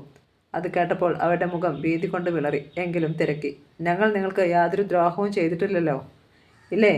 ആ കുന്നിൻ പ്രദേശത്തു നിന്ന് ഒഴിഞ്ഞു പോകാൻ ഞാൻ പറഞ്ഞിട്ട് കേട്ടോ നിങ്ങൾ? കർണനെ വിളിച്ചു വരുത്തി ഞങ്ങളുടെ മുന്നിൽ നിർത്തുകയല്ലേ ചെയ്തത്? കാളിക്ക് ശബ്ദിക്കാനായില്ല. നിങ്ങളോട് അവന് സ്നേഹമുണ്ടോ എന്ന് ആദ്യം ഞാനൊന്നറിയട്ടെ. ഞാൻ ചോദിക്കുന്നതുമായി എൻ്റെ കാൽക്കലെത്താൻ അവൻ ഒരുക്കമാണോ എന്നറിയട്ടെ. അല്ലെങ്കിൽ ഇവൾ പെറാനായി പിന്നെ ഒരു ഹോസ്പിറ്റലിലും പോകേണ്ടി വരില്ല. ഒറ്റ തൊഴിക്ക് ഞാൻ കാര്യം സാധിക്കാം. അത് കേട്ട് സുഗന്ധി ഒന്നുകൂടി തന്നിലേക്ക് ചുരുങ്ങി. കരുണാദാസ് തുടർന്നു. അതുകൊണ്ടും അവൻ അനുസരിച്ചില്ലെങ്കിൽ നിങ്ങളുടെ ശവങ്ങൾ ഓരോന്നായി അങ്ങോട്ട് ഇട്ടുകൊടുക്കും ഞാൻ. അയാൾ പിന്തിരിഞ്ഞു. 1/2 മണിക്കൂറിനുള്ളിൽ നമുക്ക് വീണ്ടും കാണാം. അയാളോടൊപ്പം തിമ്മയ്യനും പോയി. കുഞ്ഞുങ്ങളെ, നിങ്ങൾക്കുമില്ലേ അമ്മയും പെങ്ങളും? എങ്ങനെയെങ്കിലും ഞങ്ങളെ ഒന്ന് രക്ഷപ്പെടുത്ത്, കാളി കരഞ്ഞുകൊണ്ട് അവരോട് യാചിച്ചു. അതിനായിരുന്നെങ്കിൽ നിങ്ങളെ ഇങ്ങോട്ട് കൊണ്ടുവരണമായിരുന്നോ? അവർ പരിഹസിച്ചു. 4ാം നിലയിൽ നിന്നും കരുണാദാസിൻ്റെ കാർ കെട്ടിടത്തെ വട്ടം ചുറ്റി ഇറങ്ങിപ്പോയി. ഗേറ്റിലും ഒരാൾ കാവലുണ്ടായിരുന്നു. ആ കാർ കടന്നുപോയതും മറ്റൊരു കാർ വന്ന് അവിടെ ബ്രേക്കിട്ടു. അത് ആരാണെന്ന് അയാൾ ശ്രദ്ധിക്കുമ്പോഴേക്കും അതിൽ നിന്നൊരു ബുള്ളറ്റ് മൂളിപ്പറന്നു വന്നു. നെറ്റിയിൽ ഒരു ദ്വാരം വീഴ്ത്തിക്കൊണ്ട് അത് തലച്ചോറിൽ പുളഞ്ഞിറങ്ങി. അയാൾ അവിടെ തന്നെ വീണു. കാറിന് പിന്നാലെ വേറെയും ചില വാഹനങ്ങൾ വന്നു. അവയിൽ നിന്നും ചാടിയിറങ്ങിയവർ അകത്ത് കടന്ന് കെട്ടിടത്തിന് ചുറ്റും ഒരു വലയം തീർത്തു. ആദ്യത്തെ കാർ കെട്ടിടത്തെ ചുറ്റി 4ാം നിലയിലേക്ക് കയറിപ്പോയി. കാളിക്കും സുഗന്ധിക്കും കാവൽ നിൽക്കുന്നവർ എന്തോ ശബ്ദം കേട്ടാണ് തിരിഞ്ഞു നോക്കിയത്. അടുത്ത നിമിഷം മൂളിപ്പറന്നെത്തിയ ബുള്ളറ്റുകൾ അവരെ വീഴ്ത്തി. കർണൻ മുറിക്കുള്ളിലേക്ക് പാഞ്ഞു കയറുന്നത് കണ്ണുനീരിനിടയിലും കാളിയും സുഗന്ധിയും കണ്ടു. ഏകദേശം 1 മണിക്കൂർ കഴിഞ്ഞാണ് കരുണാദാസും അംഗരക്ഷകരും തിരിച്ചു വന്നത്. ഗേറ്റ് മലർക്കെ തുറന്നു കിടക്കുന്നത് കണ്ടപ്പോൾ അവരുടെ നെറ്റി ചുളിഞ്ഞു. കാർ നിന്നു. കരുതലോടെ തിമ്മയ്യൻ പുറത്തേക്കിറങ്ങി. അവിടെ മരിച്ചു കിടക്കുന്ന കാവൽക്കാരനെ കണ്ടപ്പോൾ തന്നെ അയാൾക്ക് അപകടം ബോധ്യമായി. ചതി പറ്റിയെന്ന് തോന്നുന്നു സാർ, അയാൾ തിരികെ വന്ന് കരുണദാസിനോട് പറഞ്ഞു. അയാൾ കാറിൽ നിന്നും ചാടിയിറങ്ങി. പെട്ടെന്ന് മുന്നിൽ ഒരു ഭയങ്കര സ്ഫോടന ശബ്ദം. ഞെട്ടിത്തരിച്ച് അവരിരുവരും മുന്നോട്ട് നോക്കി. മുന്നിൽ ഒരു തീമല. കോടികൾ മുടക്കി താൻ ഉണ്ടാക്കിയെടുത്ത കെട്ടിടത്തെ അപ്പാടെ അഗ്നി വിഴുങ്ങിയിരിക്കുന്നതാണ് അയാൾ കണ്ടത്. തുടരെ തുടരെ അതിനുള്ളിൽ സ്ഫോടനങ്ങളുണ്ടായി. ബിസ്ക്കറ്റ് കഷ്ണങ്ങൾ മാതിരി തെറിക്കുകയാണ് ആ കെട്ടിടം. ഇരുളിലേക്ക് അഗ്നിത്തുണ്ടുകൾ ചിതറി വീണു. വിവശനായി കരുണദാസ് കാറിൻ്റെ ഡോറിൽ അള്ളിപ്പിടിച്ചു. കർണൻ്റെ മടിയിൽ തലവെച്ച് കിടക്കുകയായിരുന്നു സുഗന്ധി. ഇനിയും അവളുടെ കണ്ണീർ തുറന്നിട്ടില്ല. കഴിഞ്ഞുപോയ ഭീകര നിമിഷങ്ങൾ സമ്മാനിച്ച നടുക്കത്തിൽ നിന്ന് ഇനിയും മോചിതരായിട്ടില്ല അവൾ. സംഭവിച്ചതെന്താണെന്ന് അവൾ അതിനിടെ അയാളോട് പറയുകയായിരുന്നു. പാർക്കിൽ നിന്ന് തിരിച്ചു വരുമ്പോഴാണ് ആ ഡ്രൈവർ ഞങ്ങൾക്ക് ഡ്രിങ്ക്സ് തന്നത്. അതിലൊരു ചതിയുണ്ടെന്ന് ഞങ്ങൾക്ക് തോന്നിയില്ല. പക്ഷേ പിന്നീട് കണ്ണു തുറന്നത് ആ കെട്ടിടത്തിൽ വെച്ചാണ്. കഴിഞ്ഞതൊക്കെ കഴിഞ്ഞു. ഇനി അതേക്കുറിച്ച് ചിന്തിച്ച് തലപ്പുണ്ണാക്കണ്ട മോളെ. അയാൾ അവളെ ചേർത്തണച്ചു. അന്ന് വെളുപ്പിനെ സുഗന്ധിക്ക് പേറ്റുന്നവരവ് ആരംഭിച്ചു. അപ്പോൾ തന്നെ അവളെ ആശുപത്രിയിൽ അഡ്മിറ്റ് ചെയ്തു. 7 മണിയോടെ അവൾ ഒരു ആൺകുഞ്ഞിന് ജന്മം നൽകുകയും ചെയ്തു. തൻ്റെ സ്റ്റാഫിന് ലഡു വിതരണം ചെയ്യുകയായിരുന്നു കർണൻ. പെട്ടെന്നാണ് റാണി കോംപ്ലക്സിന് മുന്നിലേക്ക് പോലീസ് വാഹനങ്ങൾ ഇരമ്പിക്കയറി വന്നത്. അതിൽ നിന്നും ഡിവൈഎസ്പി ഗോപിനാഥും മറ്റു ചിലരും ഇറങ്ങി. പോലീസുകാർ ഗേറ്റടച്ച് കാവൽ നിന്നു. കർണൻ്റെ മുന്നിലെത്തിയ ഉദ്യോഗസ്ഥന്മാർ പറഞ്ഞു, എൻഫോഴ്സ്മെൻറ്റിൻ്റെയും വിജിലൻസിൻ്റെയും സംയുക്ത റെയ്ഡാണ്, സഹകരിക്കണം. കർണൻ അവരെ തുറച്ചു നോക്കി. വിജിലൻസിൻ്റെയും എൻഫോഴ്സ്മെൻറ്റിൻ്റെയും ഉദ്യോഗസ്ഥർ വിജയഭാവത്തിൽ കർണനെ നോക്കി നിന്നു. ഡിവൈഎസ്പി ഗോപിനാഥിൻ്റെ കൈവിരലുകൾക്കിടയിൽ കെയിൻ പമ്പരം പോലെ കറങ്ങി. ലഡു പിടിച്ചിരുന്ന ട്രേ കർണൻ്റെ കയ്യിൽ നിന്നും വാങ്ങുവാനായി ഒരു ജീവനക്കാരൻ കൈനീട്ടി. എന്നാൽ അത് കൊടുക്കാതെ കർണൻ അതിൽ നിന്ന് ലഡു എടുത്ത് മുന്നിൽ നിന്ന ഉദ്യോഗസ്ഥന്മാർക്ക് കൊടുത്തു. ജോലിക്ക് മുൻപേ മധുരം കഴിക്കുന്നത് നല്ലതാണ്. അവൻ ചിരിച്ചു. ഉദ്യോഗസ്ഥർ ലഡു വാങ്ങിയെങ്കിലും ഗോപിനാഥ് വാങ്ങിയില്ല. No thanks. എന്താ സാറിന് ഷുഗറിൻ്റെ അസുഖമുണ്ടോ? അവൻ തിരക്കി. അയാൾ അവനെ തുറച്ചു നോക്കി. മണിവേലുവോ അങ്ങോട്ട് വന്നു. കർണൻ ട്രേ ഒരു മേശപ്പുറത്ത് വെച്ച് പിന്നെ അവരുടെ നേർക്ക് കൈനീട്ടി. വാറണ്ട്. അവർ സെർച്ച് വാറണ്ട് നൽകി. ഒരു റിക്വസ്റ്റ് ഉണ്ട് സാർ. എടുത്തുപയോഗിക്കുന്ന ഫയലുകൾ ആവശ്യമുള്ളതല്ലെങ്കിൽ ദയവായി അവിടെ തന്നെ വച്ചാൽ ഉപകാരമായിരിക്കും. അതിന് ആരും മറുപടി പറഞ്ഞില്ല. ഉദ്യോഗസ്ഥർ അകത്തേക്ക് കയറിപ്പോയി. കർണൻ മുന്നോട്ട് നീങ്ങിയപ്പോൾ ഗോപിനാഥ് തടഞ്ഞു. നോ, നിങ്ങളിവിടെ നിന്ന് അനങ്ങരുത്. അനങ്ങരുതെന്ന് പറഞ്ഞാൽ പ്രതിമ പോലെ നിൽക്കണോ? ഞാൻ അനങ്ങും. ചിലപ്പോൾ ഇവിടെ കിടന്ന് ഡാൻസും ചെയ്യും. ഈ മുറി വിട്ട് പുറത്തെങ്ങും പോകരുതെന്നേ ഉള്ളൂ. ഫോൺ അറ്റൻഡ് ചെയ്യരുതെന്നേ ഉള്ളൂ. മാക്രി കുഞ്ഞിനെ നീന്താൻ പഠിപ്പിക്കല്ലേ സാർ? ഗോപിനാഥ് വിളറിപ്പോയി. കർണൻ്റെ ജീവനക്കാർ പരിഹസിച്ച് ചിരിക്കുന്നത് കണ്ടു. നിന്നെ സ്റ്റേഷനിൽ എപ്പോഴെങ്കിലും കിട്ടുമടാ, അപ്പോൾ കാണിച്ചു തരാൻ ഞാൻ. അയാൾ ശബ്ദം താഴ്ത്തി പല്ല് കടിച്ചുകൊണ്ട് പറഞ്ഞു. നിങ്ങൾ കാണിക്കുന്നതും തീറ്റിക്കുന്നതുമൊക്കെ പത്രങ്ങളിൽ എന്നും വാർത്തയാണല്ലോ. പക്ഷേ അതിനൊക്കെ വിരുദ്ധമായിട്ട് നമുക്കൊന്ന് കാണണം, നേർക്ക് നേരെ. കർണനും പറഞ്ഞു. പെട്ടെന്ന് ഫോൺ ശബ്ദിച്ചു. എന്നാൽ ഗോപിനാഥ് റിസീവർ എടുത്ത് താഴ്ത്തു വെച്ചു. അല്പം കഴിഞ്ഞപ്പോൾ കർണൻ്റെ മൊബൈൽ ഫോൺ ശബ്ദിച്ചു. അവൻ അതെടുത്ത് നോക്കി. സുഗന്ധിയെ അഡ്മിറ്റ് ചെയ്തിരിക്കുന്ന ഹോസ്പിറ്റലിൻ്റെ നമ്പർ അതിൽ തെളിഞ്ഞിരിക്കുന്നത് കണ്ടു. നോ, അത് ഉപയോഗിക്കരുത്. ഗോപിനാഥ് വെട്ടിത്തിരിഞ്ഞു. സാർ, ഇത് ഹോസ്പിറ്റലിൽ നിന്നാണ്. എന്താണ് മെസ്സേജ് എന്ന് സാറ് തന്നെ പറഞ്ഞു തന്നാൽ മതി. അവൻ ഫോൺ അയാൾക്ക് നൽകി. എന്നാൽ ക്രൂരമായൊരു ചിരിയോടെ അയാൾ അത് ഓഫ് ചെയ്തു. അല്പം കൂടി കഴിഞ്ഞപ്പോൾ മണിവേലുവിൻ്റെ മൊബൈൽ ഫോണും ശബ്ദിച്ചു. അതും ആശുപത്രിയിൽ നിന്നുള്ള കോളായിരുന്നു. പക്ഷേ അറ്റൻഡ് ചെയ്യാൻ ഗോപിനാഥ് സമ്മതിച്ചില്ല. റെയ്ഡ് കഴിയുന്നതുവരെ ആരെങ്കിലും ചത്തുകിടക്കുന്നു എന്ന് പറഞ്ഞാൽ പോലും ആരെയും വിടില്ല ഞാൻ. സാറേ, മണിവേലുവിൻ്റെ ശബ്ദം മാറി. ആശുപത്രിയിൽ കിടക്കുന്നവർക്ക് എന്തെങ്കിലും കുഴപ്പം സംഭവിച്ചാൽ നിങ്ങളുടെ കുടുംബം വെളുപ്പിക്കും ഞാൻ, മറക്കണ്ട. എടാ, അയാൾ അലറി. ചുമ്മാ പേടിപ്പിക്കല്ലേ. സത്യം തന്നെയാണ് ഞാൻ പറഞ്ഞത്. സമയം കടന്നുപോയി. ആശുപത്രിയിൽ എന്താണ് പ്രശ്നം എന്നറിയാതെ കർണൻ അസ്വസ്ഥനായി മുറിയിൽ നടന്നു. ഇടയ്ക്ക് ബാത്റൂമിലേക്ക് കയറാൻ ചെന്നപ്പോൾ ഗോപിനാഥ് ഒപ്പം ചെന്നു. എന്നാ വാ, ഒന്നിച്ച് സാധിക്കാം സാറേ. അതോ അത് നിങ്ങൾക്ക് റെയ്ഡ് ചെയ്യണോ? ഗോപിനാഥ് വിളറിപ്പോയി. റെയ്ഡ് കഴിഞ്ഞപ്പോൾ ഉച്ച കഴിഞ്ഞ് 3 മണിയായി. നിരാശയോടെ ഇറങ്ങി വന്ന വിജിലൻസുകാർക്കും എൻഫോഴ്സ്മെൻറ്റുകാർക്കും മുന്നിൽ കർണനും മണിവേലുവും നിന്നു. എന്തെങ്കിലും കിട്ടിയോ സാർമാരെ? മണിവേലു തിരക്കി. സോറി, അവർ പോകാൻ ഭാവിച്ചു. ഒന്ന് നിൽക്കണം സാർ, കർണൻ തടഞ്ഞു. നിങ്ങളുടെ പോക്കറ്റിൽ ഒന്നുമില്ലെന്ന് കാണിച്ചു തന്നിട്ട് പോയാൽ മതി. വില പിടിച്ചത് പലതുമുള്ള ഓഫീസത്. നിങ്ങളൊക്കെ വെറും വെജിറ്റേറിയൻ ആണെന്ന് കരുതാൻ എനിക്ക് ബുദ്ധിമുട്ടുണ്ട്. ഞങ്ങളെ ആക്ഷേപിക്കാനാണോ നിങ്ങളുടെ ഉദ്ദേശം? ഒരു ഉദ്യോഗസ്ഥൻ ചൂടായി. ഒരിക്കലുമില്ല. നിങ്ങളെ എനിക്ക് വിശ്വാസമില്ലാത്തതുകൊണ്ടാണ്. പോക്കറ്റ് കാലിയാണെന്ന് എന്നെ ബോധ്യപ്പെടുത്താത്ത പക്ഷം മോഷണത്തിന് നിങ്ങളുടെ പേരിൽ ഞാൻ കേസ് കൊടുക്കും. ഏതായാലും നിങ്ങളിവിടെ വന്നു എന്നുള്ളതിൻ്റെ തെളിവുണ്ട്. തൊണ്ടി സാധനം നിങ്ങളുടെ വീട്ടിൽ നിന്ന് കണ്ടെടുക്കുകയും ചെയ്യും. ഉദ്യോഗസ്ഥർ മുഖാമുഖം നോക്കി. അവസാനം അവർക്ക് പോക്കറ്റുകൾ കാണിക്കേണ്ടി വന്നു. ഇനി പോകാം. കർണനെ തുറിച്ചൊന്ന് നോക്കിയിട്ടാണ് ഗോപിനാഥ് പോയത്. മിനിറ്റുകൾക്കുള്ളിൽ അവർക്ക് മെസ്സേജ് കിട്ടി. അവിടെ എല്ലാ സ്ഥാപനങ്ങളിലും റെയ്ഡ് നടന്നിരുന്നു. ഫയലുകൾ ഇളക്കി മറിച്ചൊഴിച്ച് ആർക്കും ഒന്നും കണ്ടെത്താൻ കഴിഞ്ഞിട്ടില്ല. കർണൻ വേഗം ഹോസ്പിറ്റലിലേക്ക് വിളിച്ചു. അപ്പോഴാണ് അറിയുന്നത് സുഗന്ധിക്ക് ബ്ലീഡിങ്. അതറിയിക്കാനാണ് അവിടെ നിന്ന് തുടരെ വിളിച്ചുകൊണ്ടിരുന്നത്. രക്തം ഏറെ വേണം. കുറച്ച് അവിടെയുള്ള ബ്ലഡ് ബാങ്കിൽ നിന്നെടുത്തു. ഇനി അവിടെ സ്റ്റോക്കില്ല. ഞങ്ങൾ ഉടനെ വരാം. കർണൻ മണിവേലുവിനോടും വിവരം പറഞ്ഞു. അവർ ഉടനെ ആശുപത്രിയിലേക്ക് തിരിച്ചു. ആശുപത്രിയിൽ ചെന്നപ്പോൾ കാളി കുഞ്ഞിനെ നോക്കിക്കൊണ്ടിരിക്കുകയാണ്. സുഗന്ധിയെ കാഷ്വാലിറ്റിയിലേക്ക് മാറ്റിയിരിക്കുന്നു. കർണൻ ഡോക്ടറെ കണ്ടു. ബ്ലഡിന് വേണ്ടതെല്ലാം ചെയ്തു. ഡോക്ടർ, സുഗന്ധിക്ക് അല്പം കോംപ്ലിക്കേറ്റഡ് ആണെങ്കിലും വിഷമിക്കാനില്ല. മറ്റെങ്ങോട്ടെങ്കിലും? വേണ്ട, ഇതിൽ കവിഞ്ഞൊരു ട്രീറ്റ്മെൻറ്റ് മറ്റൊരിടത്തു നിന്നും പ്രതീക്ഷിക്കേണ്ട. കർണൻ തിരികെ മുറിയിൽ വന്നു. കുഞ്ഞ് ഉറങ്ങുകയായിരുന്നു. മണിവേലു, എന്താ കർണ? അവരിരുവരും ഇടനാഴിയിലേക്ക് ഇറങ്ങി. രാവിലെ ഇവിടെ നിന്നുള്ള ഫോൺ പോലും അറ്റൻഡ് ചെയ്യാൻ സമ്മതിക്കാതിരുന്ന ആ DYSP ഒന്ന് കാണണമല്ലോ. പിള്ളേർ പറഞ്ഞു വിടട്ടെ? വേണ്ട, നമുക്ക് തന്നെ നേരിൽ പോകാം ഇന്ന് രാത്രിയിൽ. ശരി. സന്ധ്യയോടുകൂടി സുഗന്ധിയുടെ ബ്ലീഡിങ് കുറഞ്ഞു. കുഞ്ഞിനെ അവൾ കരിയിലേക്ക് മാറ്റി. എങ്കിലും അവളെ കാഷ്വാലിറ്റിയിൽ നിന്ന് മുറിയിലേക്ക് മാറ്റിയില്ല. രാത്രി 9 മണി കഴിഞ്ഞു. DYSP ഗോപിനാഥ് ഒറ്റയ്ക്ക് ജീപ്പ് ഓടിച്ച് വീട്ടിലേക്ക് പോവുകയായിരുന്നു. തൃപ്പൂണിത്തുറയിലാണ് അയാളും കുടുംബവും താമസം. പ്രധാന പാതയിൽ നല്ല തിരക്കായിരുന്നു. അതുകൊണ്ട് അയാൾ ഒരു പോക്കറ്റ് റോഡിലൂടെ ജീപ്പ് വിട്ടു. അതാണ് പതിവ്. ഇരുഭാഗത്തും കെട്ടിടങ്ങൾ മാത്രം. പെട്ടെന്ന് ഗോപിനാഥ് ബ്രേക്ക് അമർത്തി. കഷ്ടിച്ച് ഒരു വണ്ടിക്ക് മാത്രം പോകാനിടമുള്ള ആ റോഡിൽ എതിർവശയിൽ നിന്ന് വന്ന ഒരു കാർ നിർത്തിയിട്ടിരിക്കുന്നു. അതിൻ്റെ ഇൻഡിക്കേറ്ററുകൾ മിന്നുന്നുണ്ടായിരുന്നു. അത് ഒരു റോൾസ് റോയ്സ് കാറാണെന്നറിഞ്ഞപ്പോൾ അയാളുടെ നെറ്റി ചുളിഞ്ഞു. പട്ടണത്തിൽ ഒറ്റയാളിന് മാത്രമേ റോൾസ് റോയ്സ് കാറുള്ളൂ. കർണന് രാവിലെ അവൻ പറഞ്ഞ വാക്കുകൾ അയാളുടെ കാതുകളിൽ മുഴങ്ങി. ഗോപിനാഥ് ഹോൺ നിർത്താതെ അടിച്ചു. അടുത്ത നിമിഷം കാറിൻ്റെ ഹെഡ്ലൈറ്റുകളും തെളിഞ്ഞു. അത് മുന്നോട്ട് വന്നു. സൂചി പോലെ വെളിച്ചം ഗോപിനാഥിൻ്റെ കണ്ണുകളിൽ തറഞ്ഞിറങ്ങി. ജീപ്പിനെ തൊട്ടു തൊട്ടില്ലെന്ന മട്ടിൽ കാർ നിന്നു. ഹെഡ്ലൈറ്റുകൾ അണയ്ക്കാതെ തന്നെ 2 ഡോറുകളും ഒരേ നിമിഷം തുറക്കപ്പെട്ടു. കർണനും മണിവേലുവും ഇറങ്ങി. ഗോപിനാഥ് റിവോൾവറിൽ പതിയെ തടവി. പിന്നെ ഗർജിച്ചു, വണ്ടിയെടുത്ത് മാറ്റിനടാ. അപ്പോഴേക്കും കർണൻ ഗോപിനാഥിന്റെ തൊട്ടടുത്തും മണിവേലു എതിർഭാഗത്തും എത്തിക്കഴിഞ്ഞിരുന്നു. ഇത്രയും ഭാരമുള്ള വണ്ടി എടുത്തു മാറ്റാനൊക്കെ പറഞ്ഞാൽ ഞങ്ങൾ എന്ത് ചെയ്യാനാ സാറേ? മാത്രമല്ല നിങ്ങളെ മാത്രം പ്രതീക്ഷിച്ച് ഞങ്ങളിവിടെ ഇരിക്കാൻ തുടങ്ങിയിട്ട് നേരം കുറച്ചായി. അതിനിടെ ഈ വഴി വന്ന വണ്ടികളൊക്കെ വല്ല വിധാനയും പറഞ്ഞു വിടുകയും ചെയ്തു. കണ്ണൻ ജീപ്പിൽ കൈവച്ചു. എന്താ നിങ്ങളുടെ ഭാവം? തന്നെ വിശദമായിട്ടൊന്ന് കാണുക തന്നെ. ഇനിമേലിൽ 3-ാം കിട വേലത്തരങ്ങളുമായി വന്ന് ഞങ്ങളുടെ സമയം കളയില്ലെന്ന് ഉറപ്പ് വാങ്ങിക്കുക. അത്രയേ ഉള്ളൂ ഉദ്ദേശ്യം. ഇത് രണ്ടും നടക്കത്തില്ലല്ലോടാ. പറഞ്ഞതും ജീപ്പിലിരുന്നു കൊണ്ട് തന്നെ ഗോപിനാഥ് അവനെ ആഞ്ഞു ചവിട്ടി. എന്നാൽ അതേ നിമിഷം കർണൻ ആ കാലുകളിൽ കടന്നു പിടിക്കുകയും അയാളെ വലിച്ച് റോഡിലേക്ക് ഇടുകയും ചെയ്തു. എടാ! ഗോപിനാഥ് റിവോൾവർ വലിച്ചെടുത്തു. പക്ഷേ പിന്നിലൂടെ വന്ന മണിവേലു കാലുയർത്തി. റിവോൾവർ തെറിച്ച് ഓടയിൽ വീണു. കർണൻ ഗോപിനാഥിന്റെ നെഞ്ചിൽ ചവിട്ടി. എന്നാൽ ഉരുണ്ടുമാറിയ ഡിവൈഎസ്പി മിന്നൽ പോലെ ചാടി എണീറ്റു. കർണനും ഗോപിനാഥും തമ്മിൽ കനത്ത പോരാട്ടം. മണിവേലു കർണനെ സഹായിക്കാനെത്തി. പക്ഷേ അവൻ തടഞ്ഞു. വേണ്ട മണി, ഇവനെ എനിക്ക് ഒറ്റയ്ക്ക് വേണം. ഇവൻ്റെ കരുത്തറിയാൻ.